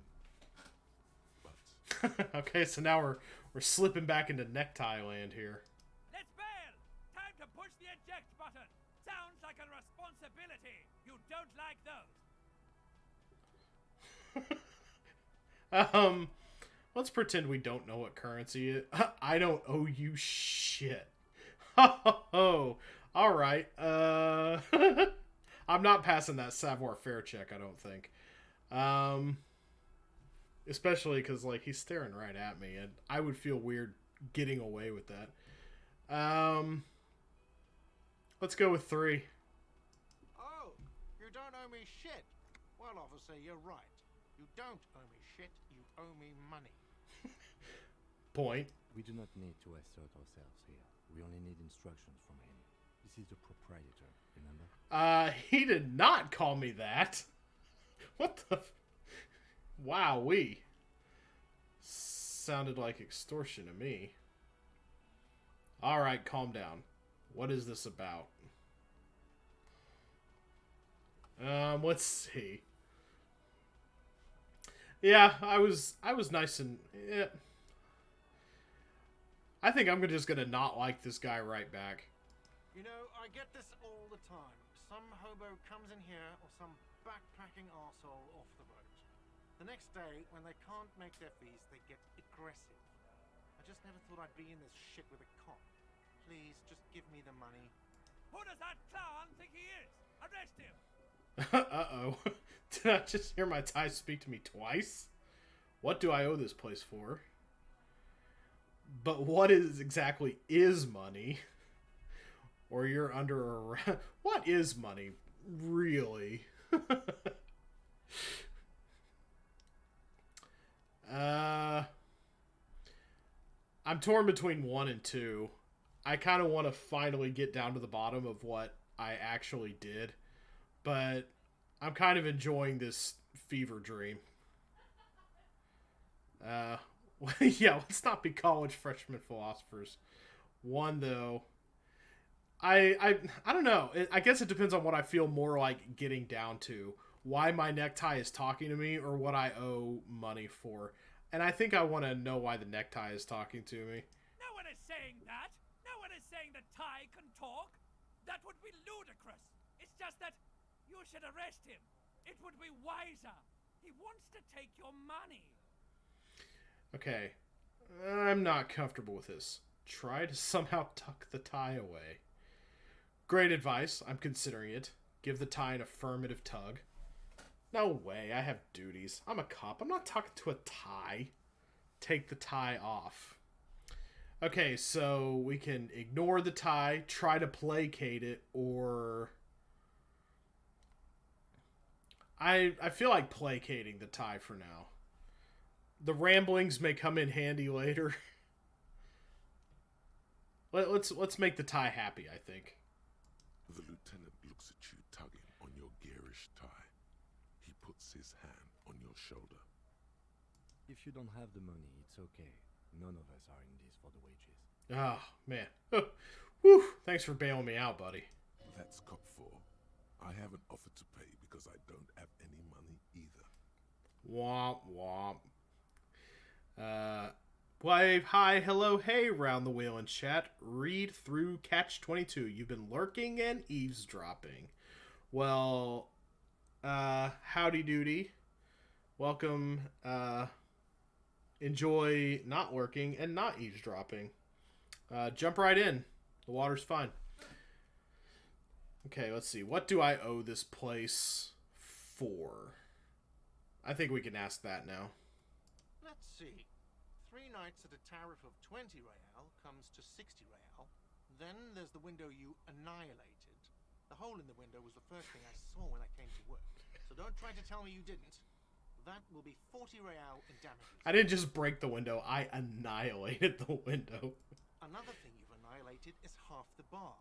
You've run a tab of 30 real. Okay. Actually more, but we'll round it down to 30 for your hard work maintaining the stability and order of Revachol. That's 60 plus 40 plus 30 equals 130 real.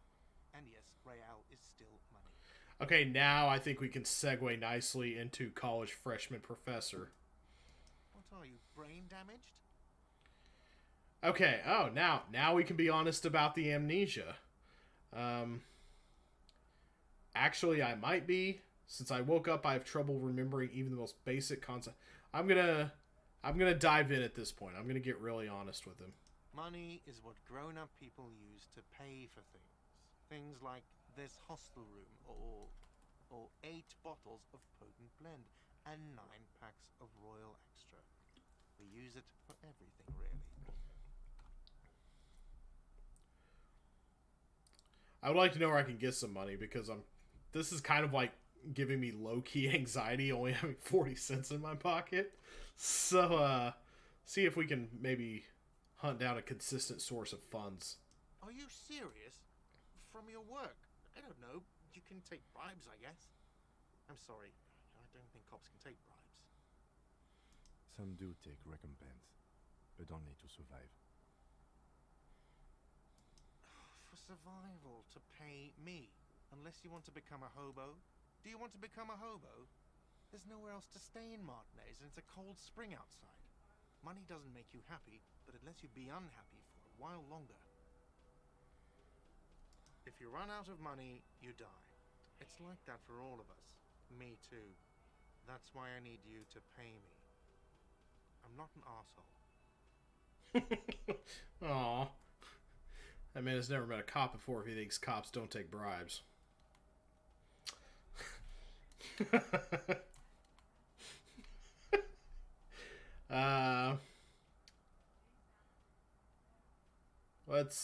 Let's hang on to what money we've got for now.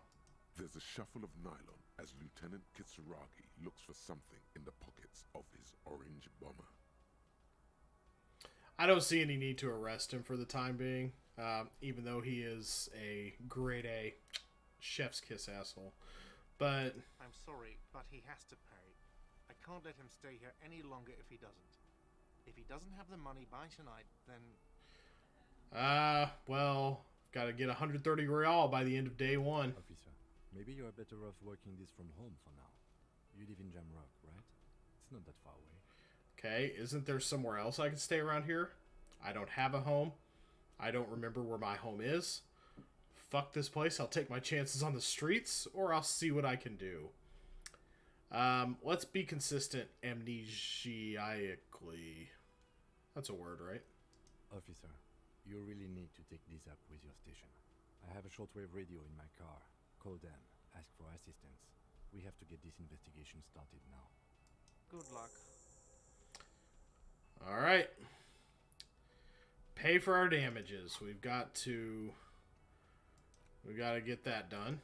Call Sylvie using Kim's shortwave to ask whether she made the call. Okay, so we can go... So, we have two things to do with his shortwave radio. We need to call and report our badge missing, and we need to pay for damages. We need to call Sylvia. So there's quite a bit we can do at the... Ask your station for additional funds. Oh, okay. So we can just get money. Okay, that's cool. Alright, very good. What's going on here? By the way, where is home? The address is coming up blank, and this place sure isn't it. But you've been at this hostel cafeteria for only 3 nights. Where were you before? You had to be somewhere. I don't know. Near? South? Maybe? Far away? Up on Marvel Hill. I don't know what that means, but I get the sense that it's a joke. You don't really know, do you? I'm going to say I have only a vague blackened image. A vague, blackened image doesn't sound like somewhere you can stay if you run out of money. A point well taken, but I'll live in a dumpster. I don't care. Fuck everything. Hobo cop. Could I trace the way back somehow to the exact street? Maybe. I'm smart enough. I'm good enough, and doggone it, people like me. You can try. Run some addresses in your head when you get the time. Maybe a street or an apartment will appear. Okay, so this is interesting. Alright, so we have thought. Okay, so okay, I vaguely remember this part of the game now. So we can internalize thoughts and like focus on them. Let's see. Okay, so okay, looking through this list seems like it could be like spoiler town, so I'm not gonna go too far with that. Alright. So, if we start thinking about things... Okay, let's rewind. Let's trace your drunken steps back home. Jump across the raised channel, bridge southwest of here, fall over, get up, get off the asphalt in 20 minutes, shuffle through your feet through the courtyard, scaring little children. Go under the great raised motor track, the 881, until you reach Le Domaine Alminon in North Jamrock. The streets are frozen this time of year, caked with ice. Walk down Main to Perdition. There's a side alley there, and your footprints in the mud. Yeah, this is a lot of thoughts, and so we have a problem. Experience, we get 40. So I remember this. You push internalize, and that starts you the process of like committing brain power to thinking about these things.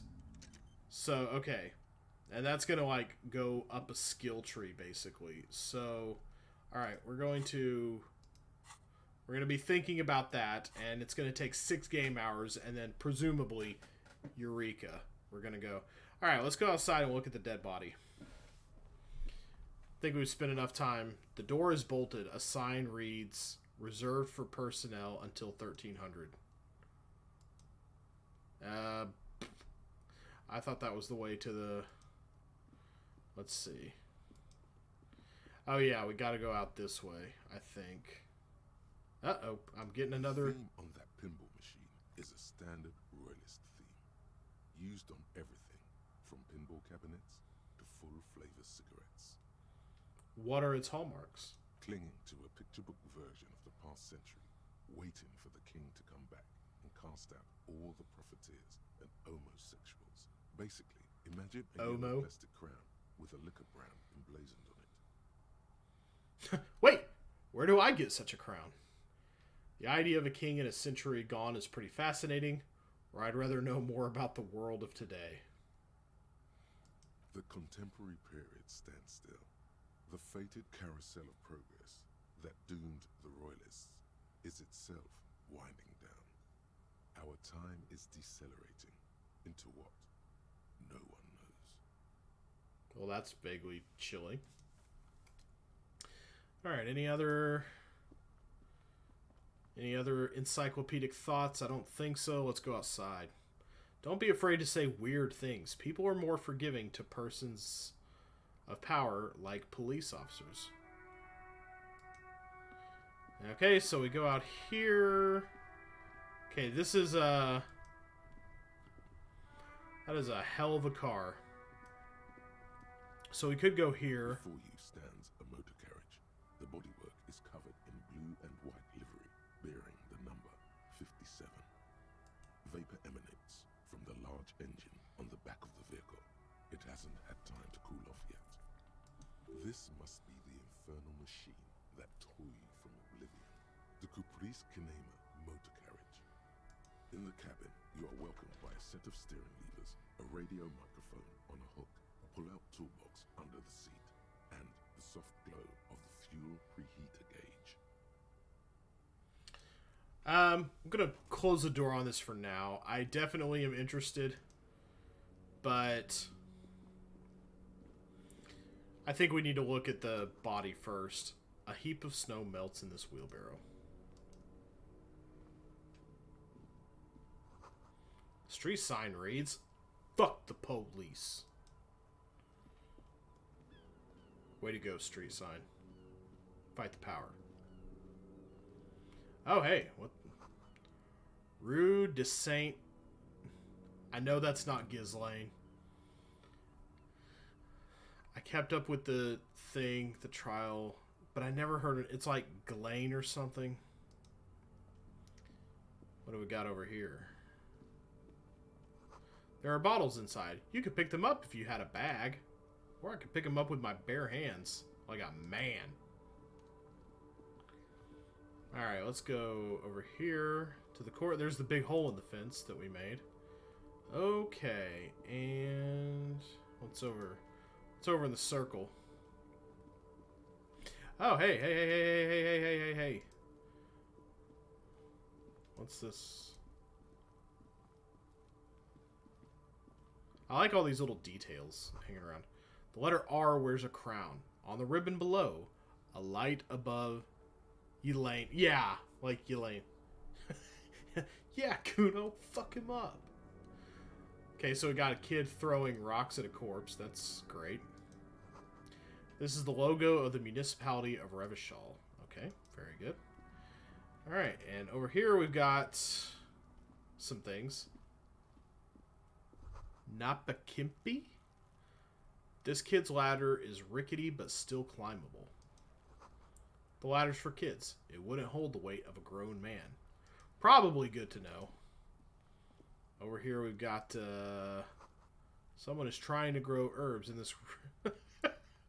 Kid, shut up! I'm trying to read trivia. Stop it! Stop saying funny things. What's over here? This winch mechanism has been oxidizing for some years. It doesn't look like it's gonna let me observe the blue barrels. Just a little collection of barrels that paralyzed Worf. No big deal.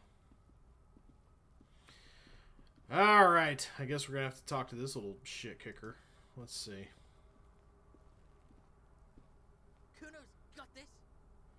The boy throwing rocks at the dead body can't be older than 12. If there ever was such a thing as an ugly kid, this is it. He's almost exquisite in his ugliness, like a gremlin. Yeah, he looks a little gray around the gills. Oh yeah, Napakimpi, Kuno.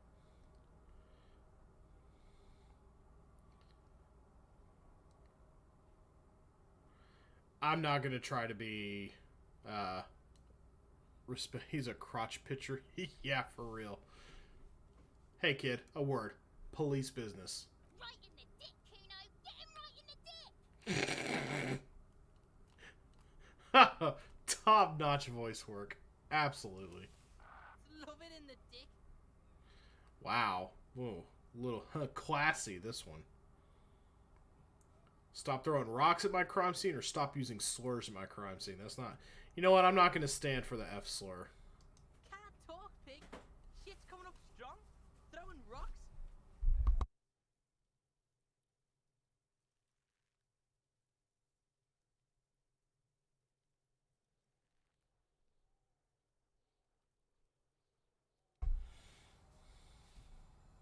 Shit coming up strong. That sounds good. Joyous, you should hang out with this kid and see what that juicy shit is all about. Juicy what now? I mean drugs. The kid's on drugs. Noted. Yeah, Kuno, ride the lightning, Kuno! Kuno's riding at sea. Well, thank you, Visor. I appreciate that. He wipes sweat from his brow and sends another rock flying. The rake, Kuno! You should throw the rake at him, Kuno! No, please don't do that. The fuck does Kuno know what a rake is? Kuno's not a gardener. Kuno sounds fucking stupid if he doesn't know what a rake is. Are you kids siblings? He's not going to answer that question. Kid, you want to hang out? I'm not a narc. Oh yeah, totally. Look, I have questions for you. LMAO 3. I don't know about it. It would be funny.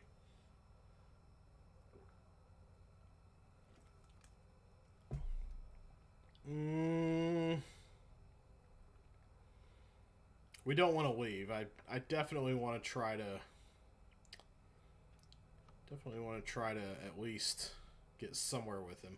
Let's ask Kim first. We shouldn't do anything. I don't tempt such forces. What forces? You mean drug-addled preteens? You will see.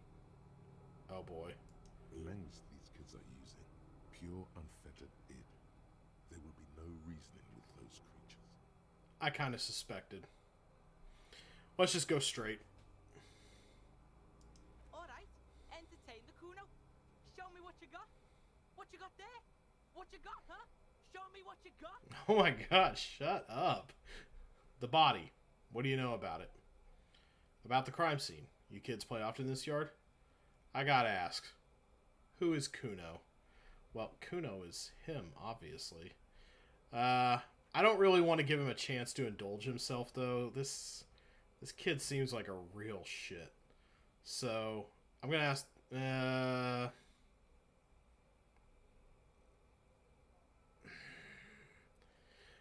I don't feel like there are any great choices.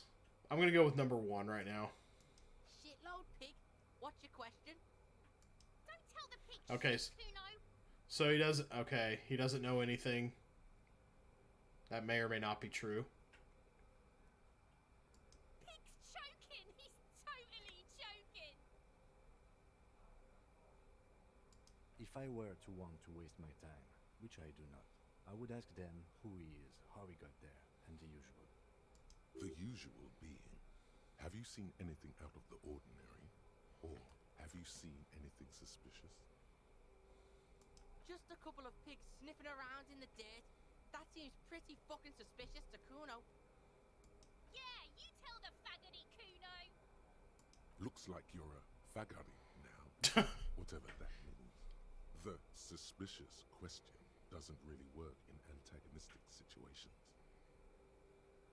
Kuno's fucking. Kuno uses the fucking for target practice. He's trying to hide the fact that he doesn't know.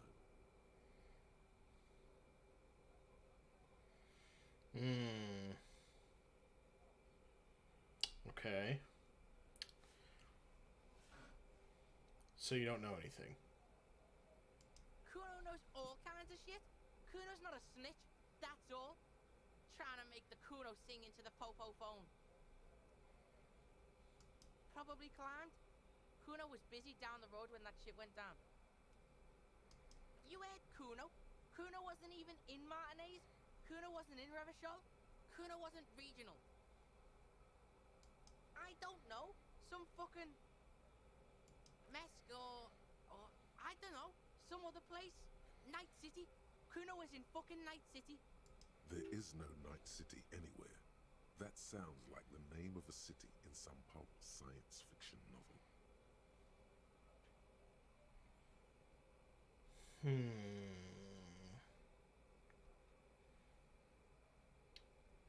Yeah, let's just leave this one. Yeah, Kuno didn't smoke him if that's what you mean.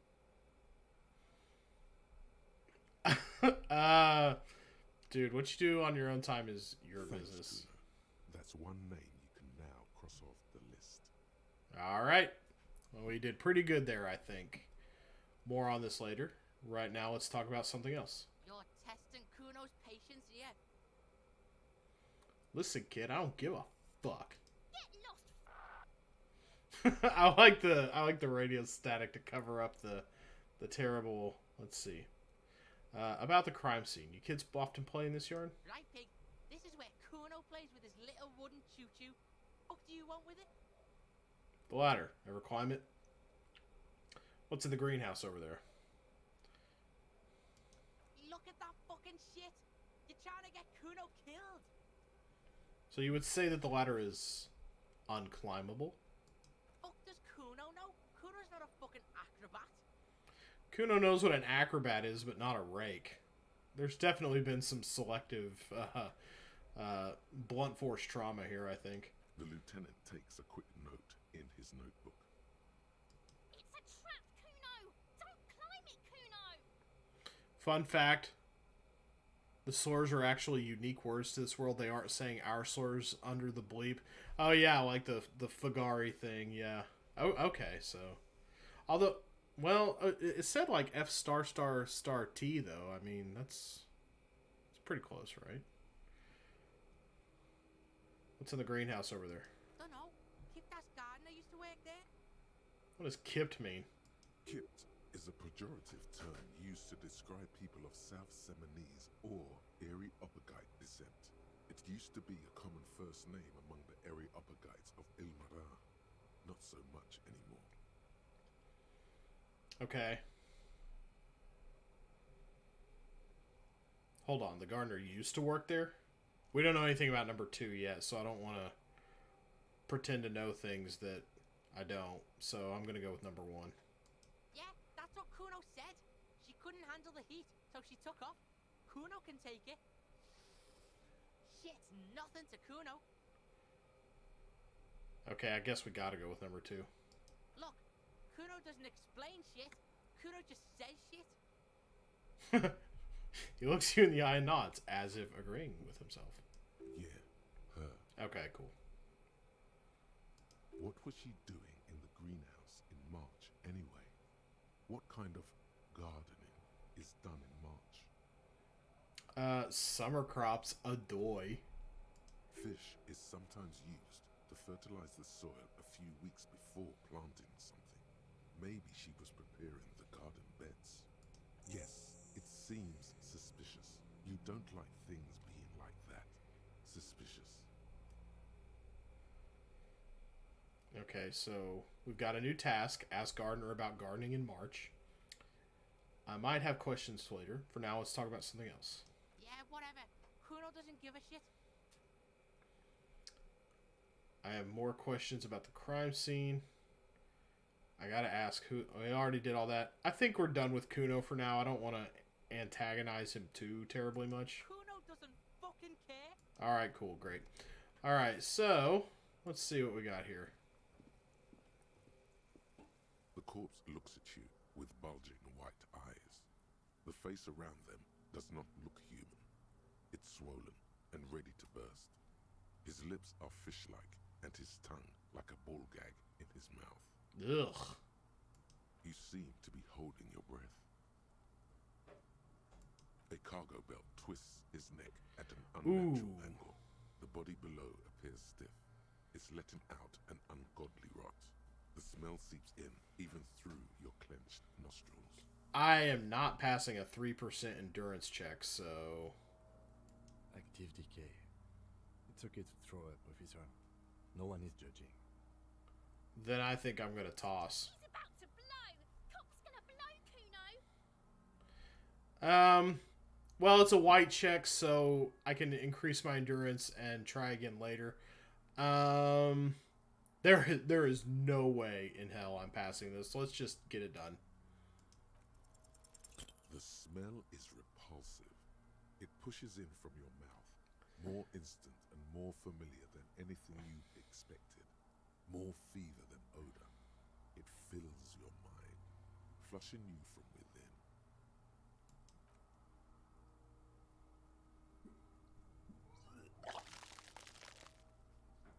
Yeah.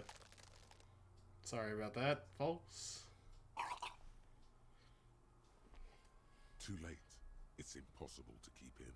Your body curls and pushes it out, burst by burst, until a pool of vomit lies under your feet, and your throat stings from the stomach acid.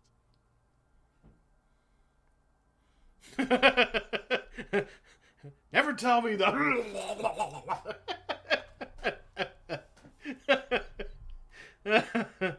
I kind of feel like I should still apologize to Kitsuragi. It's okay. Happens to everyone. Keep it. The hangover is clearly making this worse for you. You could use some ammonia to clear your head. Okay. You think ammonia would help? If you can handle the headache. Some officers use it to deal with cadaverine odor. But not you? I can't handle the headache. Ah. It's more likely he can handle the smell, unlike you. Noted. Okay, where do we get ammonia from? This sounds like another task waiting to happen. There is freight nearby, east of the hostel. They usually have a small apothecary. If they don't... He points to the greenhouse. That's Freet with 3 T's, by the way. There's a greenhouse here, and a gardener with a wheelbarrow on the corner of the whirling in rags. If she works here, she might have something for the smell. Okay, so we have to be able to get past the smell, too. Pretty clever. Alright. Acquiring ammonia will provide a modifier to the white check. Modifiers make checks easier and allow you to retry them. Okay, so we're going to have to be able to withstand the smell before we can do anything here. Yeah, fuck him up, Kuno. Alright. So I think we need to talk to the gardener. Let's see. We've got some items now. We got the lieutenant's handkerchief. So hold that. Then, okay. I'm still out here in my socks, by the way. Let's see. Inspect the victim's body.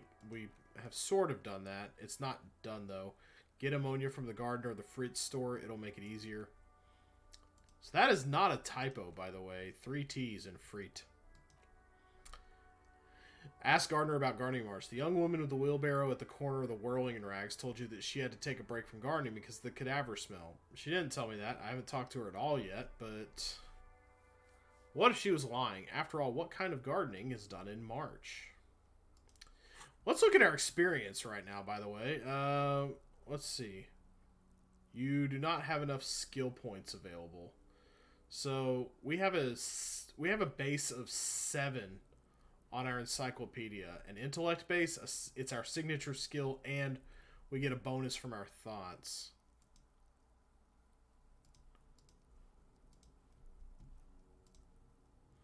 So I don't have enough experience to level up right now, it doesn't look like.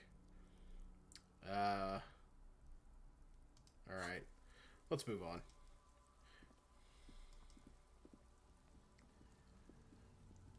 It is a bit out of the way, but since it's bugging the hell out of me, I'm going to go put my shoes on for a second.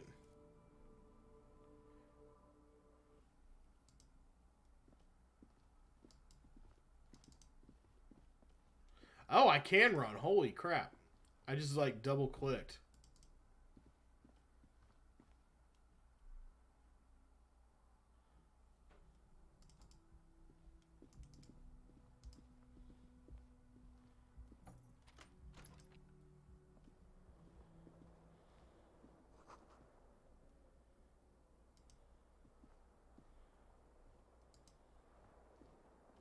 bed is cold and not particularly inviting, but it's yours.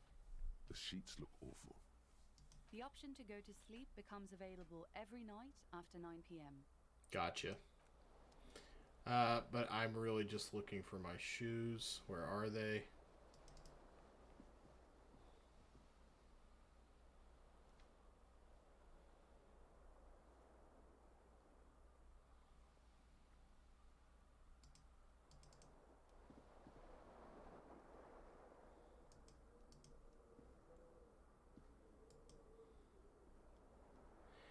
Am I missing something? Where are my shoes?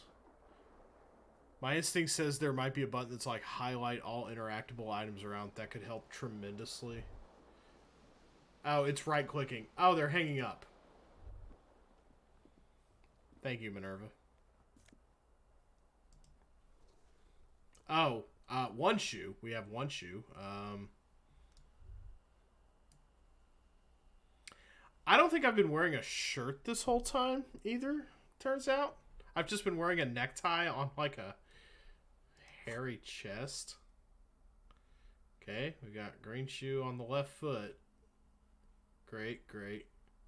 Cool, very good.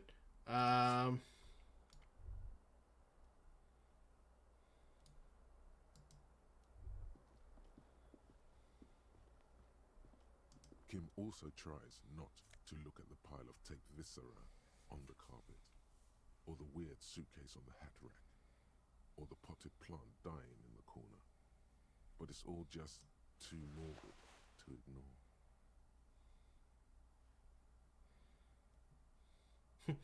I did it my way. This is where the magic happens. Brrr. Yeah, that's really great. I'm not the most observant when it comes to those kinds of things, so that's good. That's very good. Thank you for that very much.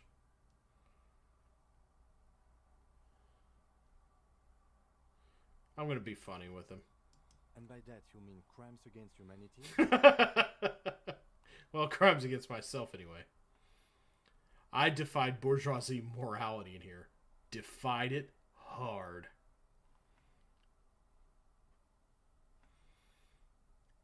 This is an expression of me, my individualism. No, I meant disco.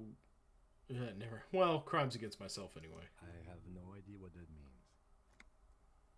He looks toward the exit, longingly.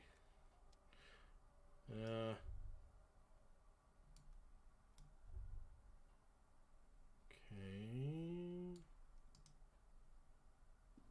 A mirror hangs above a bent and broken sink. In a fierce discharge of masculine energy, someone has ripped half the faucet off. It was probably me. I'm very well known for my fierce discharges of masculine energy. Was this not the same Elo that founds empires and lays waste to cities, virile, uncaring towards the little things? Probably not, no.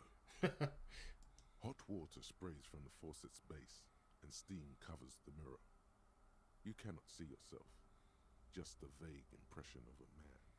Suddenly, you realize you have no memory of the face that awaits you there, underneath the soft vapor. Let's get a good look. Really, all recollection of the person you are, the people in your life, and even the world you're in, has drowned in a sea of blood alcohol. This was no mere night of drinking. It was a deluge of world-ending proportions. As you slowly reach your hand towards the surface of the mirror. Abort. You clearly have not thought this through. You won't like what you see there, and you will never unbecome it. Okay.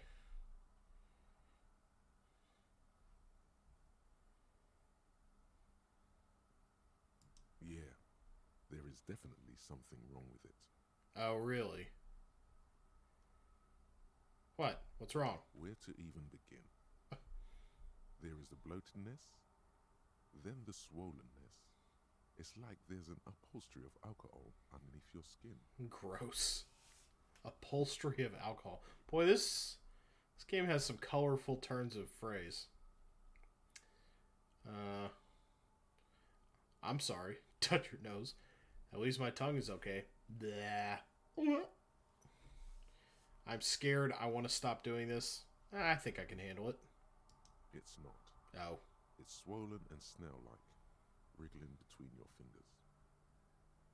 Bet you are. Your nose feels like a small balloon in the middle of your face. It hurts when you hold it. It doesn't appear to be a particularly tiny nose either. Not with all the drinks it's absorbed for you. Behold. Ladies. You have no idea who this thing is, do you? Dear Lord help me, what is this? Of course I do. It is some kind of superstar. I think I'm a superstar. My mom tells me I'm a superstar. This is the face of a late-stage alcoholic. Damn right it is. Too late. You clearly have rigor mortis on your face. Oh wait, is that an expression? Are you trying to make an expression with that face? Why? I'm not making it. The face is making it itself. Or I have no idea why it's there. It just is. Please stop. It's horrible. You're scaring yourself. No. You can't, can you? It's like it's not even voluntary anymore. You have worn that grin into your face, and now it won't come off. What does it even mean? What is the emotion you're trying to convey? Superstardom. God, I don't know. It's indescribable. I think it's supposed to look suggestive. I'm afraid it's meant for the ladies. I'm insinuating that I'm vaguely sympathetic. I think I'm sort of pulling it off too, in a sad has-been kind of way. There is some charm to it. It's an expression of pain. I genuinely think I'm trying to impress someone with this face. Please promise yourself you are not going to try it on any of the whatever happens. I promise. I promise. You liar. You can't even tell the truth to yourself. Go Okay. ahead. Try something. Okay. We have two options here, one with a very high chance of success. Dig deep into your mind to locate the source of the expression, which is like, what if the Joker was a detective?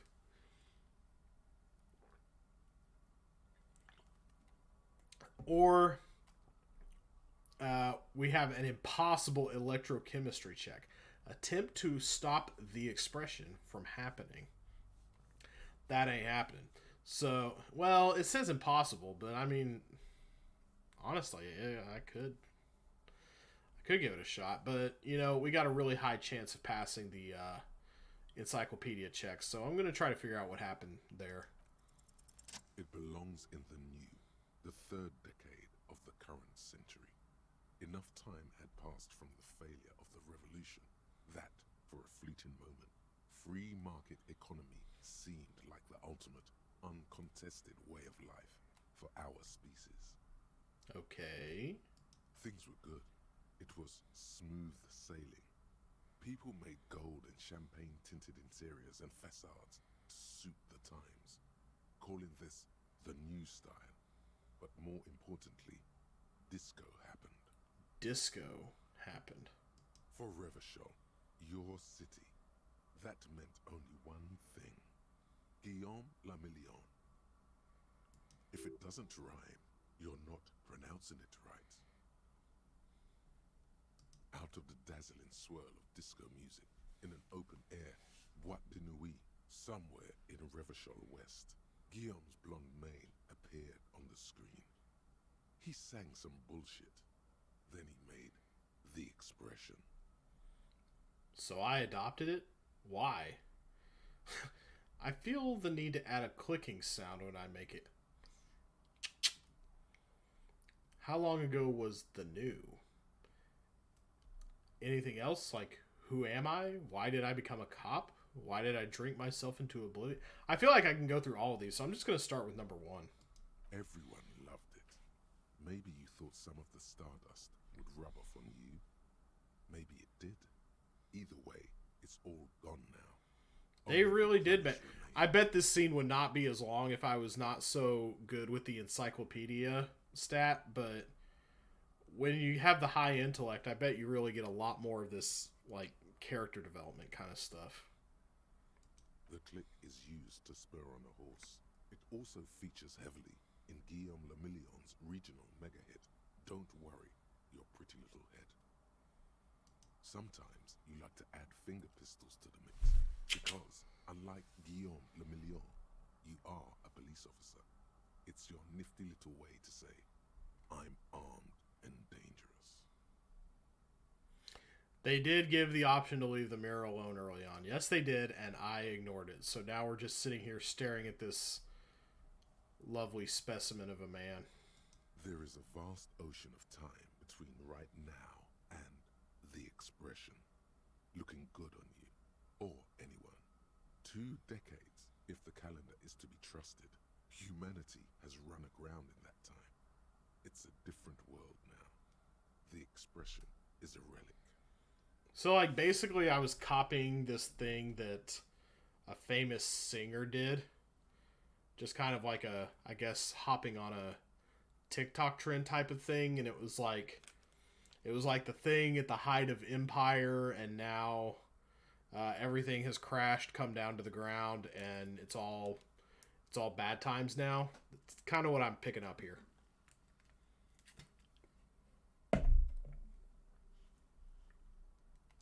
You have some understanding of the near history of disco, plus the trivia you've picked up along the way. Episodic memory, however, remains in the dark. It may never return. You should prepare yourself for that. Okay. I don't know. I've got a pretty high intelligence stat.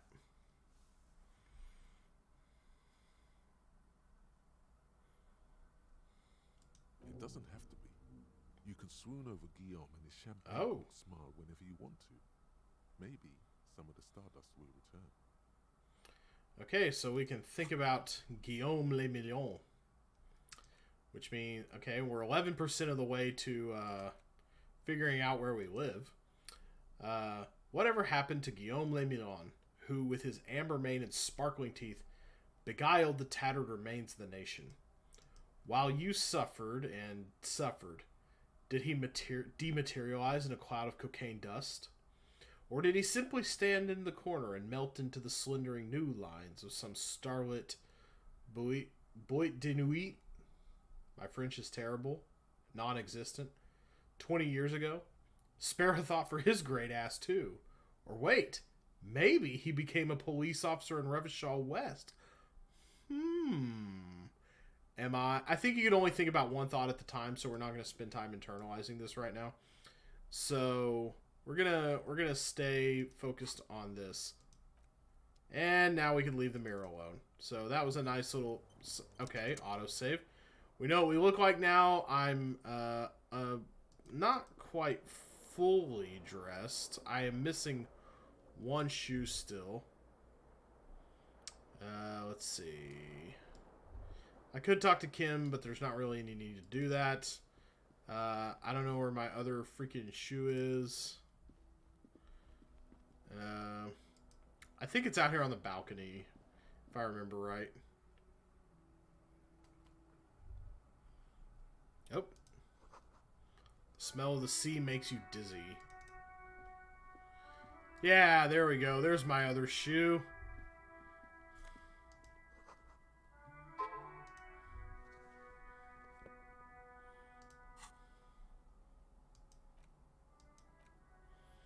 Alright. +1 composure. Awesome watchtower heels. Boy, those are styling, man. +1 inland empire. Vivid imagination. Gotta sound like I just got texted. Let's see here. Oh, wow. They can hear me all the way in the room.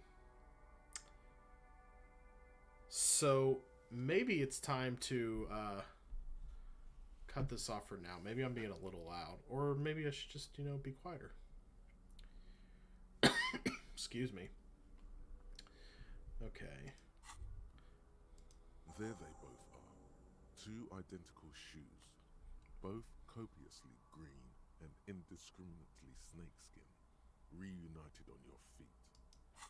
So we completed a secret task, actually. Alright.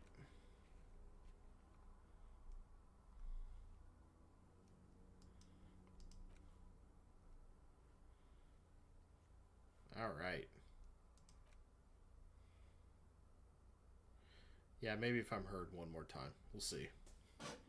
Let's bring the mic a little closer to me so I don't have to talk as loud.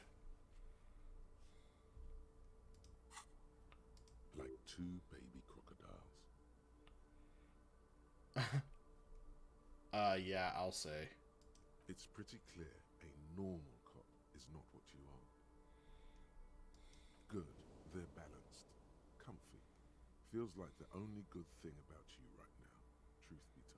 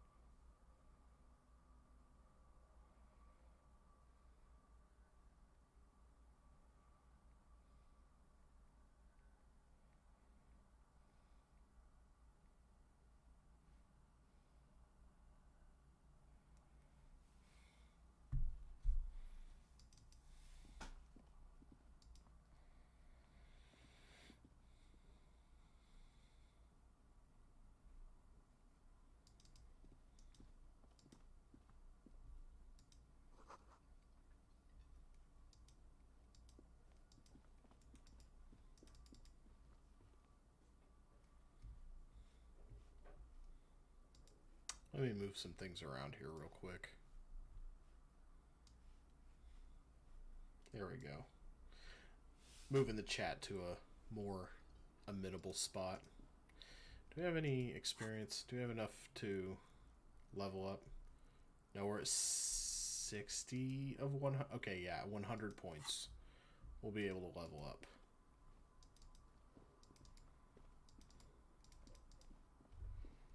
Oh. Let's run some circles around. Let's run some laps around the table here. I saw a thing. That sugary black rum stain on the counter makes you teary-eyed with joy. It's almost touching how syrupy and sticky it is.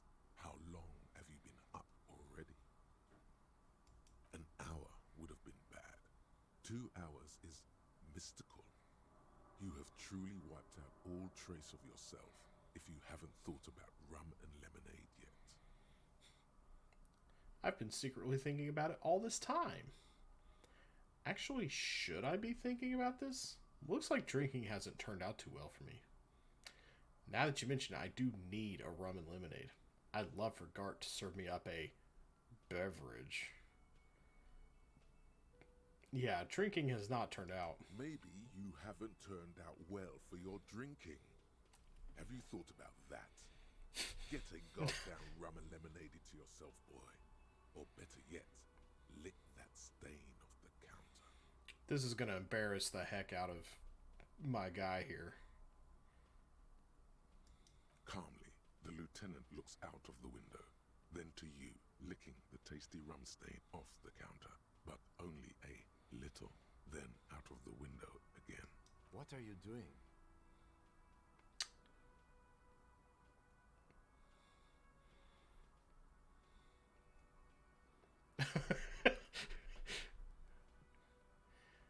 Well, I've been honest with him about the amnesia. How about being honest with him about the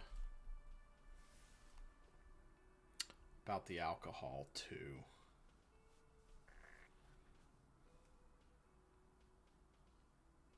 We should move. You could definitely go for some more. The titillating scent of alcohol in your nostrils was beautiful. So I actually have to buy a drink. Even though I'm 130 real in the hole. That's great. Find booze and drink it. You have to take the edge off. Find a bottle of alcohol. Put it in your hand.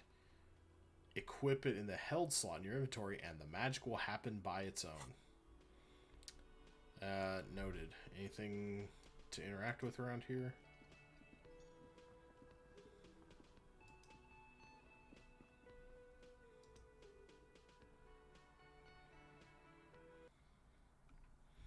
Alright, so we need to talk to the gardener then.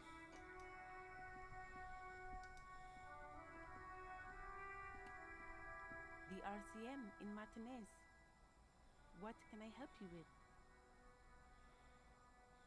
We don't see a lot of police around here, that's all. Of course. What can I help you with? Okay, we could just try to get straight to it. Go to the ammonia. What is this fuck the police business? Like I wouldn't know.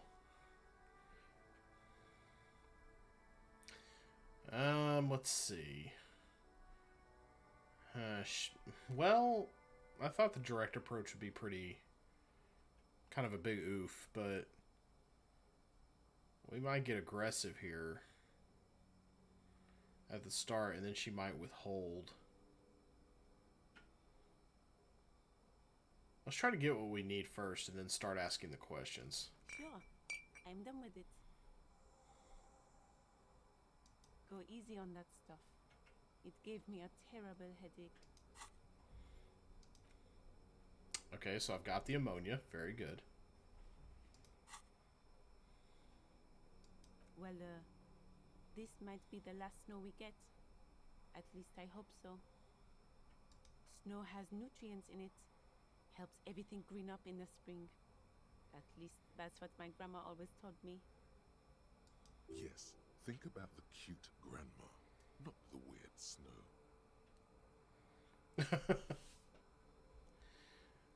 Yeah, that's a pretty high chance of passing that. I'm going to go for it. All you can see is the fact that her skin is a different color from yours. That's literally all. You're going to have to run with that. Wow. Well, okay. How did I fail that? Medium 11, your total 9.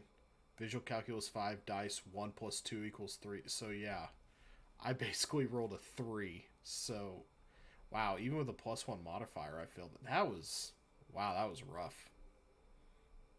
What does that mean? Oh my gosh. So now I'm going to have to be like super asshole with her. That I don't feel great about this. I don't know. Whatever's on the radio, I guess. What does this have to do with snow or gardening in March? Well, now I'm really glad I got the ammonia first. Damn. She seems more perplexed than cornered. Do you listen to disco? That sounds like code. Given what this disco that followed the revolution and the new and all that.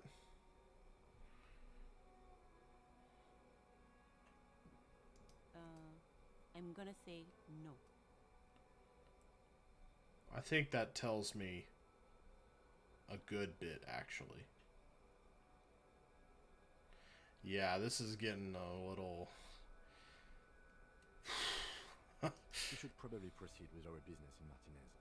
Unless you have more official questions. Excuse me? She's uncomfortable. Maybe you should drop this line of questioning.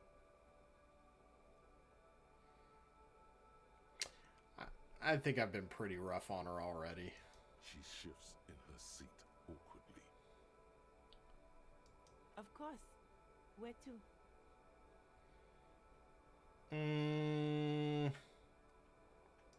No problem.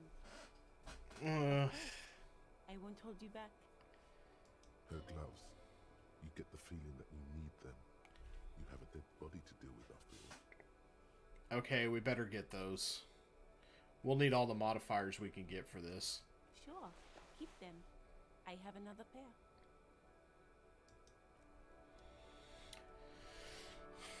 Well, that should have gone better.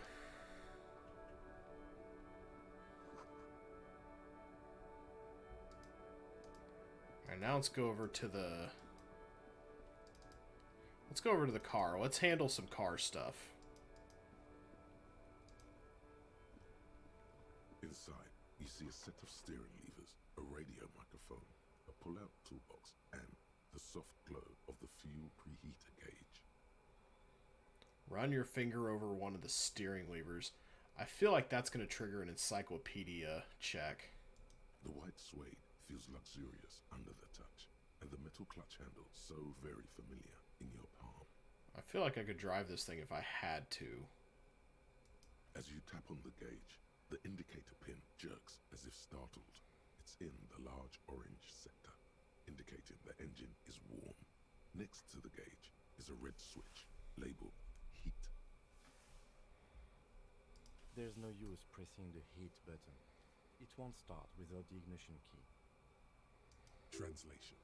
We're not going anywhere right now. Alternative translation.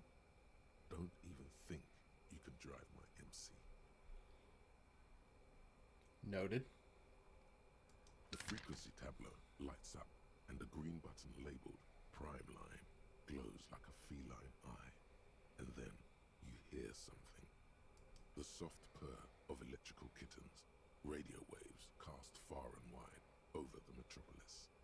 A woman's voice greets you through the static. This is Precinct 57. Hello, Lieutenant. How may I assist you? Hello, Alice. Please assist our colleague from the 41st Precinct here. I'm putting him on. Okay, so we've got come in, dispatch, come in, dispatch. Come in, Delta 10. This is Firewalker. Copy. Hi, Alice. This is the officer from the 41st Precinct speaking. Nice to meet you. This is Officer Alice Demetri, Precinct 57. How may I assist you?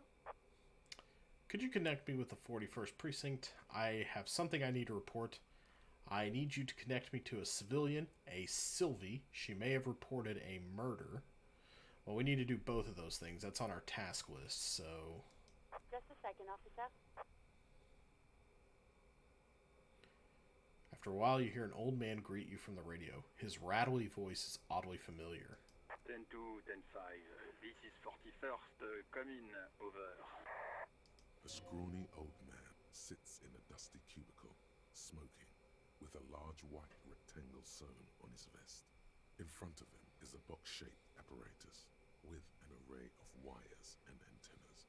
The radio switchboard. The man uses relay code. You got this. You're a cop, and cops know relay code. Yeah, this game feels extremely, like, French. 10-4, Station 41, I've got an urgent business. Over. 10-4, message received. 10-5, relay message. What's your status? Over. Just reporting in. Over. 10-18, state your message, sir. Okay, so... Alright. I have both of these things going for me. 10-9, over. My badge. I can't... 10-9 means repeat. We actually use that one in my job a lot, so... My badge, I can't find it anywhere. Basically, it's gone. 10-4, message received. This is a very serious situation. I need to 10-22 the captain. Over. Is it him? What does he want? Oh, sounds like I don't get along very well with this guy. Says he lost his badge and needs to report it. He what? He lost his badge? 1022, I think, is like... So, like, 21 is, like, location. Usually, like, what's your 20? No, that's 20. So we say, like, what's your 20? What's your 20? And you'll be like, oh. I think 1022 is, like, I need to get his extension. Like...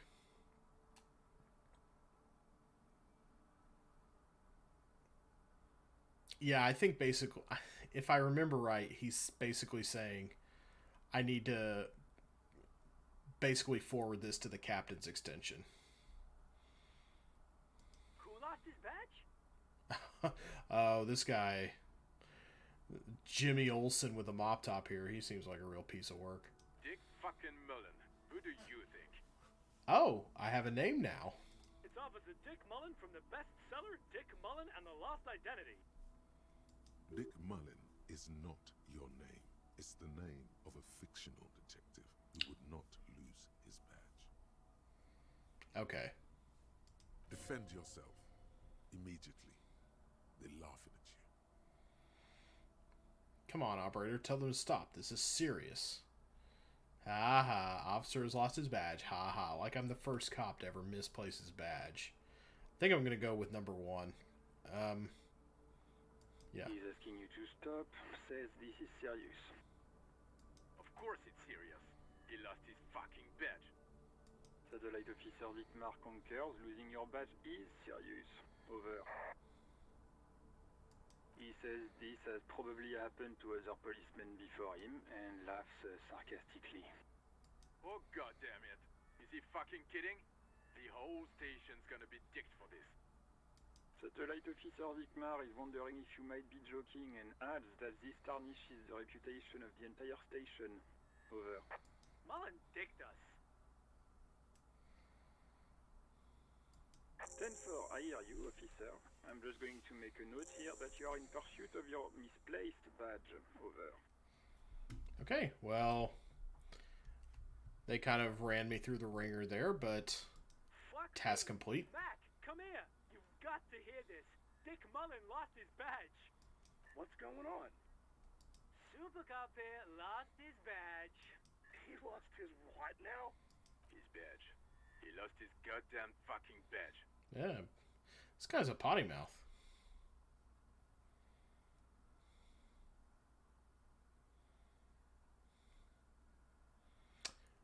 I don't really want to...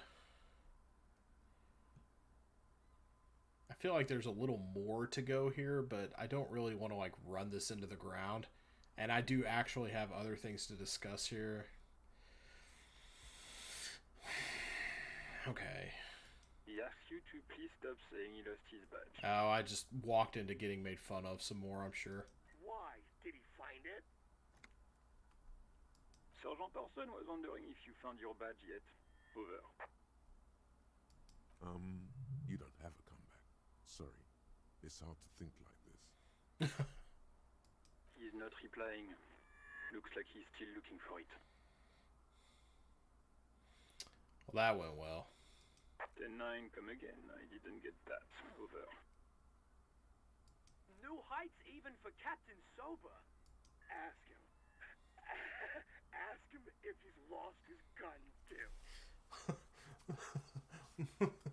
Oh gosh. Oh boy. Sergeant Orson wants to know if you lost your gun too. Over. Check your pockets. Check your... Holy fuck. You don't know where it is, do you?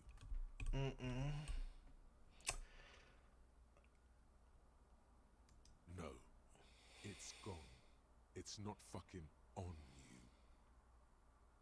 Don't sweat it, Bratan. You don't need a gun to have fun. We can still have fun. It's not all over. 10-9, come in, officer. Did you get my question? We were wondering about your gun. Over. Okay, so yeah, maybe I can save some face here. Lying over the phone, it's easy. Just say it like it's the truth, and then it becomes it. No, of course I didn't lose my gun. He says he didn't. Thank God for that. That would have been a nightmare. I don't even want to imagine the poor prick who has to relay that kind of news to the captain. Losing his badge is bad enough. Tell him to find it, and fast. We can't have some gangbanger running around with it. We're all glad to hear you've not lost your gun, officer. You need further assistance. Over. Alright, let's get some money wired to me. 10-4, I hear you. I don't have the authority to grant your request, but... What does he want now? He's asking for money. Is he fucking kidding? I don't think he is. Don't give that asshole anything. He's just gonna drink it all. Right. That's a negative on the additional funds, sir. Over.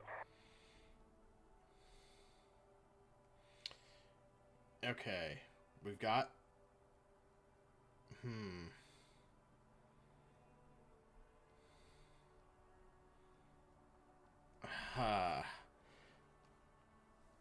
Putting myself at their mercy in this way, number 2, doesn't sound like a good idea. I'm so close to leveling up. Oh my gosh, I can taste it. If we could level up, that would be a good stopping point, probably. I don't want to give up, though. Absolutely not. I've got to get money. I think number 1 is the best choice here. Like, be professional, make it about the job. He says it's important to the case. He isn't getting a red cent. You can tell him that. Hey, he did it without saying fucking or goddammit. Request denied, sir. Over. Cool, Nova. The voice actor for the skills expresses so much emotion just by changing their voice subtle. Yeah, like, you can tell that they're making fun of you, like, to your face, like you're not even there. Like, they did a really good job with that. I really like that a lot. I guess I'm going to resort to begging then. He says he's in trouble, doesn't have a place to sleep. Well, I guess he'd better crack the case before sundown then. Vicmar said... Enough, officer. This begging is below your dignity. Yeah, I better not go with number 3. Anything else, sir? Over.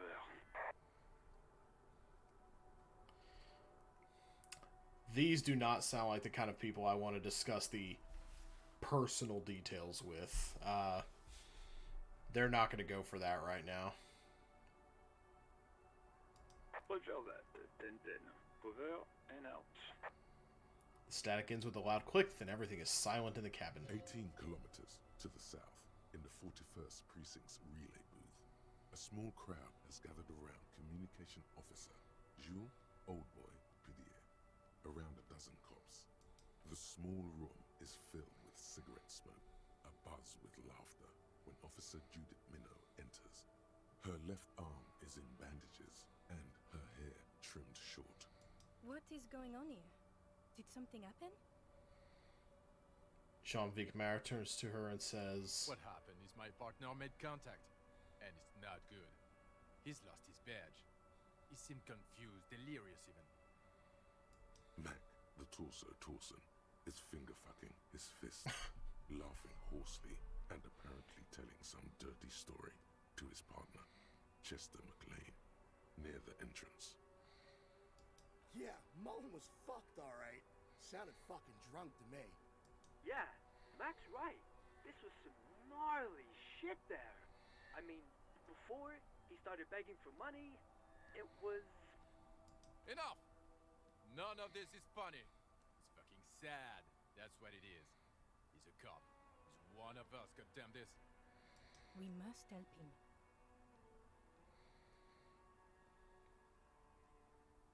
Yeah? How do you fucking plan to do that, huh? Get him off the drink? Go jogging with him in the morning and get him on carrot juice? He's a lost man. I just know we can't give up on him when he's at his weakest. He wouldn't. Mac, man the door. You know what he told me? I don't want to get better. I want to get worse. Those were his words.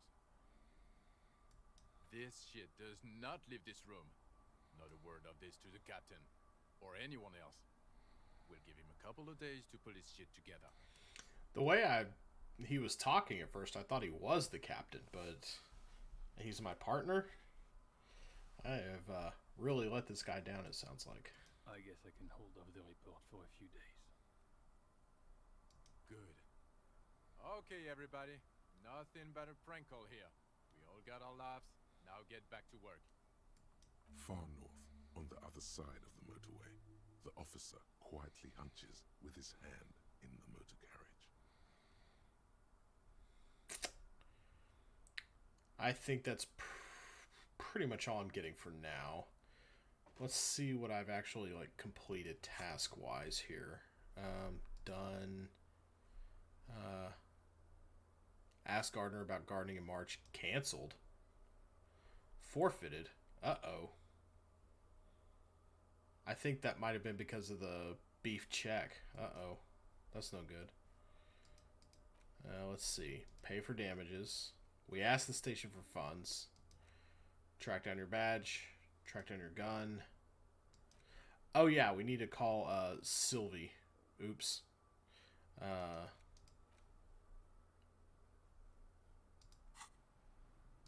Inside, you see a set of steering levers, a radio microphone.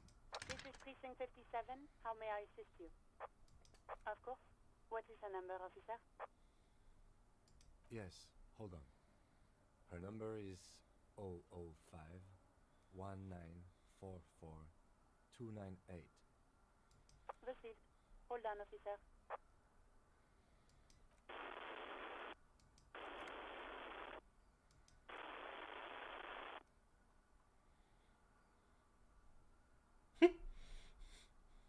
Lieutenant Kitsuragi slowly begins to tap a little rhythm with his right foot. Quite a lot of time has passed.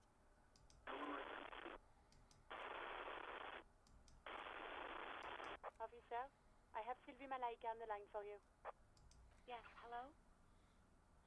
A female voice greets you through static. It sounds like she's a million miles away from here. Oh, a rare typo. Hello, this is the police calling. I have some questions for you about your last days at work. Sylvie, I believe we've met before. This is me, a detective from the Whirling in Rags. I think she probably knows who I am. Let's see if she knows who I am. Oh, right.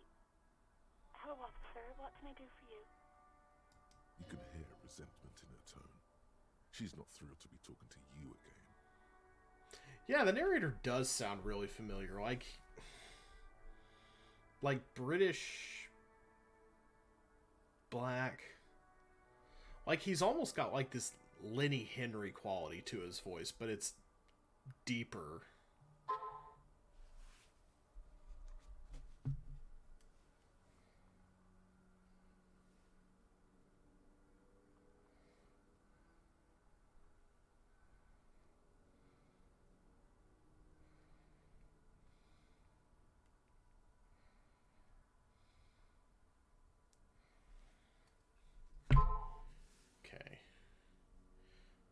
Okay, so she quit. Sorry, I'm getting some text from John here.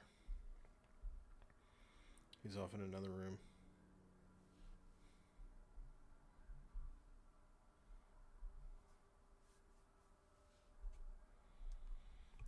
Alright. You quit your job at the Whirling. Why? Was it you who called the police? Have you seen my badge? Have you seen my gun? Those are a little personal at the moment.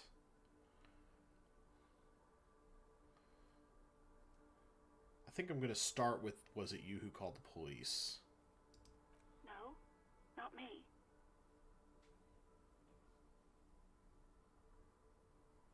Since she's not thrilled to be talking to me, we don't need to be aggressive. Let's just ask. No, sorry. I don't. Not a lot of people have phones around here. Copper thieves take the wires. People don't have the money to have the cables put in again. They use the Union's phone, or the one on the coast. So the Union has a phone, and there's one further down the coast. Got it. It was someone else. We'll find them sooner or later, officer. It just might take a while. Yeah, go on. You mean, why did I leave the bar? Honestly, I'm not really comfortable discussing it with you, sir. Okay. Why not?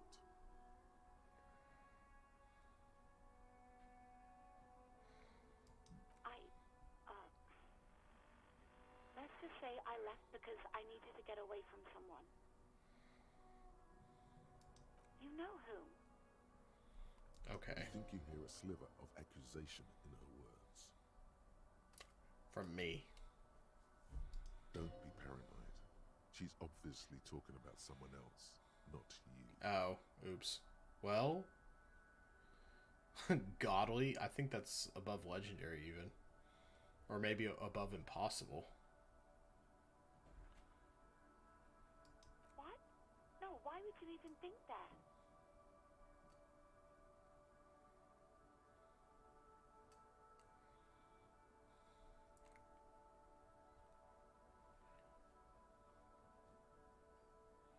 Impossible is higher. It's 18. Okay. Godly is 16. Legendary is 14. Okay, so legendary, godly, impossible. Not even God could pass that check.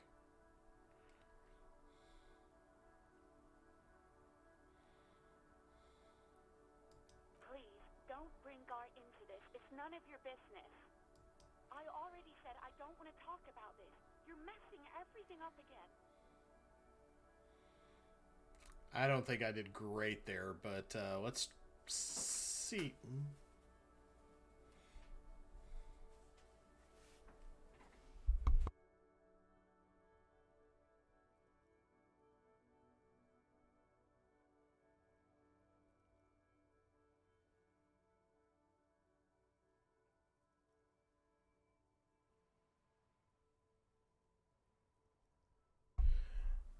Alright, let's... Yes, I know who you are. You're a police officer. The law. That's not what I meant. This exact conversation has happened before. Establishing authority before this young girl seems to have been important to you in the past. Don't go there again. Oh, no, I haven't, sorry. Real policemen have uniforms too, by the way. Where's yours? I'm wearing it.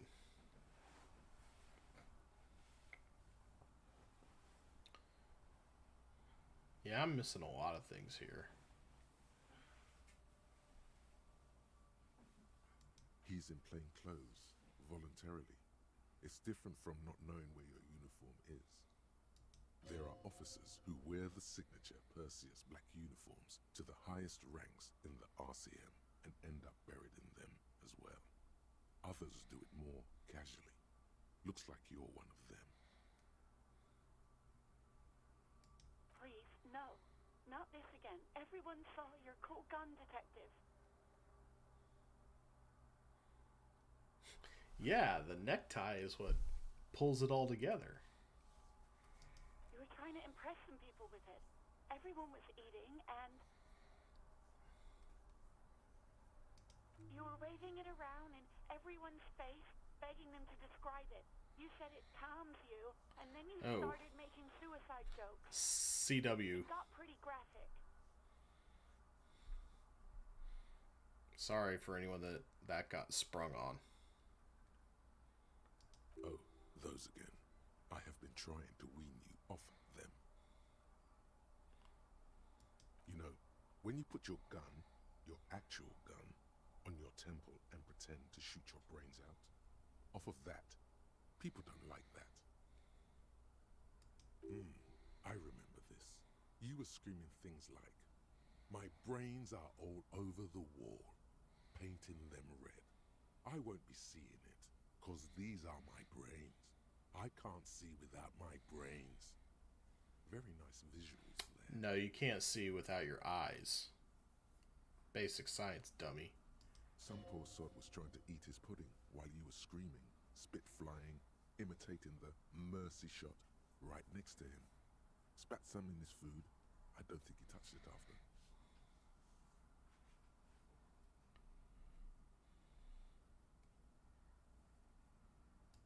Me neither.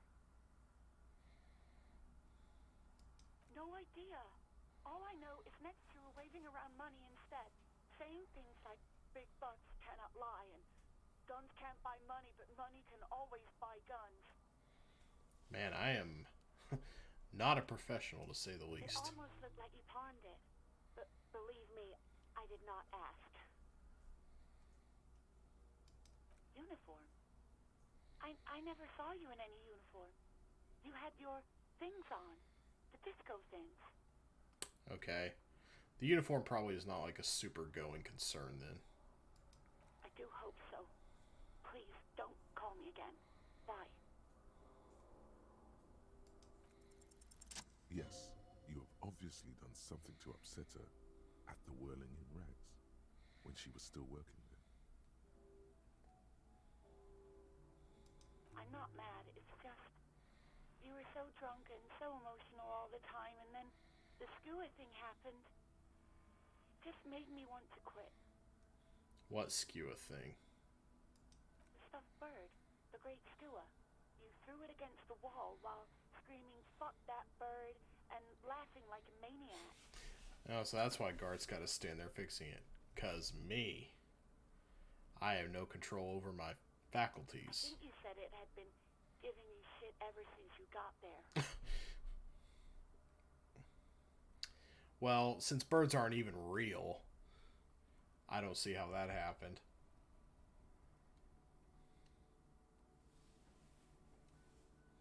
It was a pretty bird. There since I started working in Whirling. I really liked her. We call her Spotty.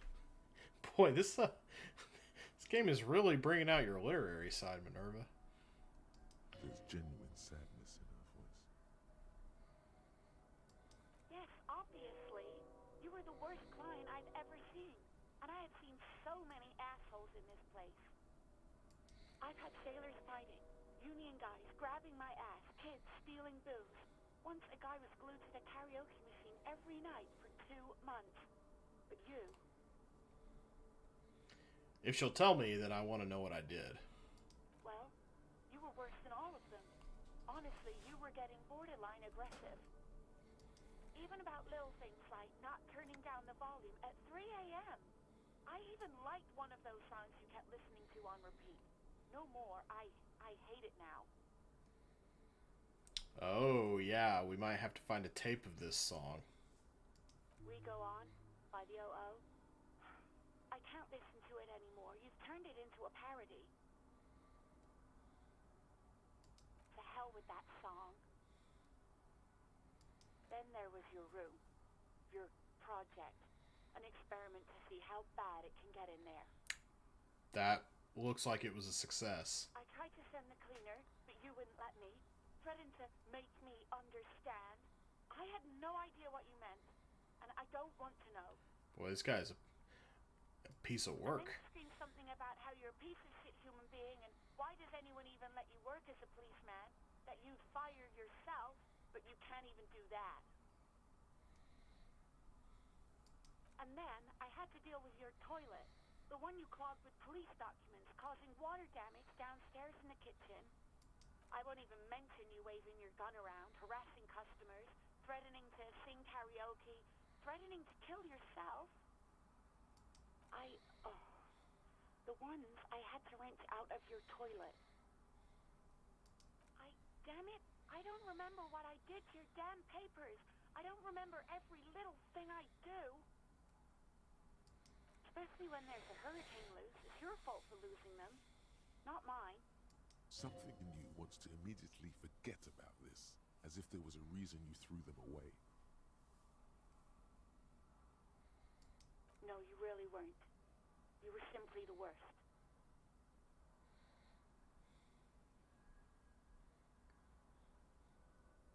I am truly sorry for everything, Sylvie. I was trying to show you the world of tomorrow, the great panic at the end. That's awfully nihilistic. Well, you're the worst tavern wench I've ever seen. That would be a bad direction to go after all this contrition that I've been showing.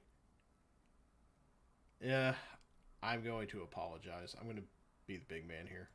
God, I knew I shouldn't have brought it up. Just try not to call me again, and let's pretend it never happened.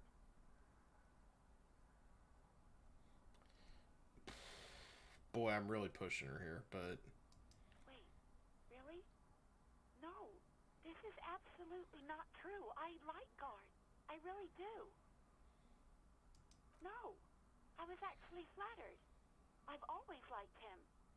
It was just bad timing. with the corpse and all that. Yeah, that tends to get in the way. There's a pause. You can almost see her on the other side. The telephone cord coiled around her index. How long has it been since anyone actually wrapped a telephone cord around their index finger? I didn't know what to say to him later. Then you came and destroyed the place. So I left without explaining. I should have told him maybe. Okay, but please don't mess it up. Please don't take out your gun or something. Oh, the gun I don't have right now. 10-4. All sorts of things. Some disco, rock too. So much disco and rock. Which one would that be? Sad? I think the one you mean is the smallest church in San Sanz. Butchered that right up. Interesting. You still have to find it, however. Okay, we're a little farther on that. Good, good. I think we've done about all we can do with Sylvie. We've pretty much put her through the emotional ringer, so let's go ahead and A sigh of relief. yeah, I'll say. Of the radio.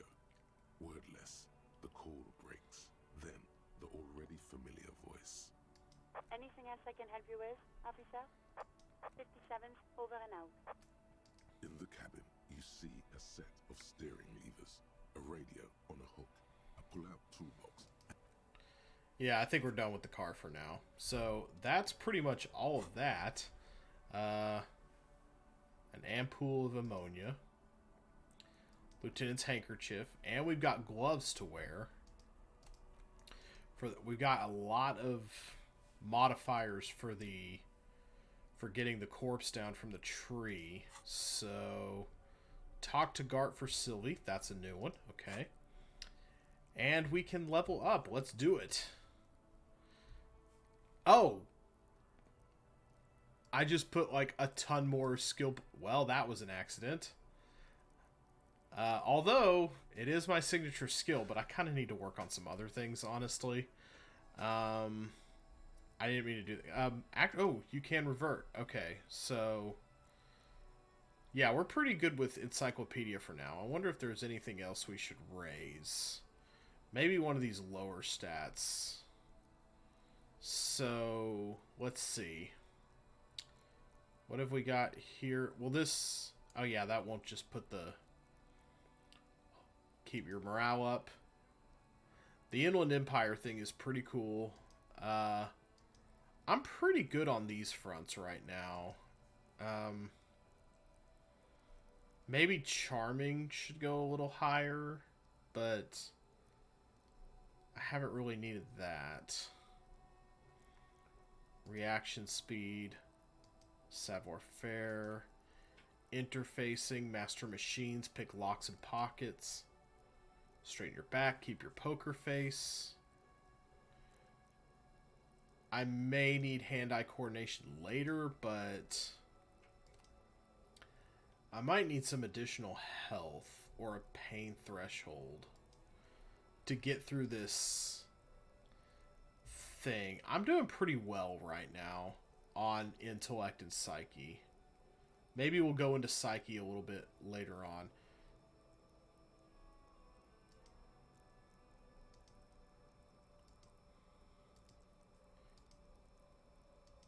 I think I'm going to raise my pain threshold a little.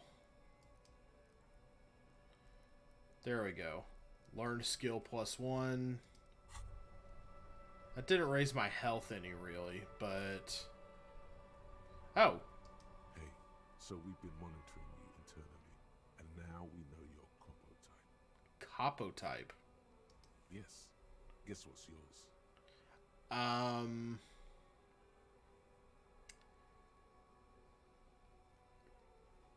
Cool cop? No, you're the sorry cop. The cop who's sorriest. Let's make it official then, shall we? Cool. Huge lack of enthusiasm going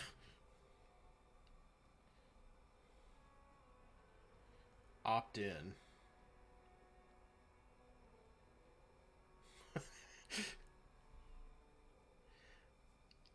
Who is they?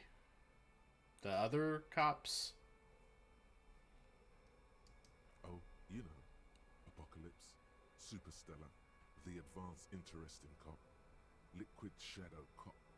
But you're too sorry to say those things. So, here we go. Alright, let's roll with it. Of course you are. It's okay. See if you can get something out of this, like info. Or maybe every time you say you're sorry, you get $1 million. That would help me out. That won't happen. Oh. Okay, I've got a new thought to think on. Rigorous self-critique. You're one sorry piece of shit. A cop penitent, a flagellant cop monk. This is not the right line of work for you. You should be groveling at the feet of a feudal lord, providing lurid evidence against yourself in a Mazovian show trial, or ripping the flesh from your back with a cat of nine tails. Whatever made you this way, you can be damn sure it was your own fault. Do it. Really criticize yourself. Who knows? You might uncover something of importance from your guilt-ridden past. But first, we have to internalize our directions and way home. And we're about a third of the way done with that. No. Keep going with that. I know it doesn't erase your progress if you stop thinking about it, so that's nice at least. So, okay, I think we're good for now. Let's go ahead and... We could talk to that guy over there. I don't really want to do that. Let's go ahead and save the game. Yeah, let's just save right there. We got a lot of auto saves. But let's do a hard save. And I think we're going to call that a stream for the night. Thanks, everybody, for joining us. We may continue with this game, or we may do other things with the wheel. I think people would want to see more of this. I think this is going pretty well generally.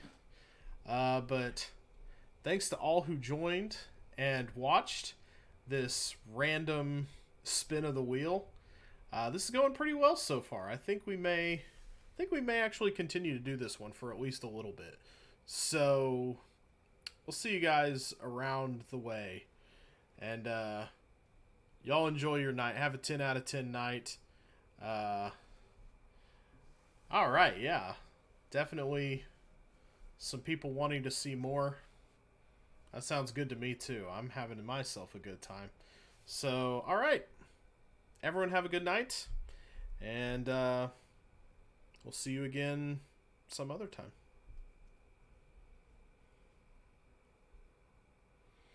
Oh, Zinfandel. Yeah, well, there's always the VOD. So be sure you get in on that. Because I'll upload it to YouTube. You can watch it here. But y'all have yourselves a good one. Uncle Roundy out.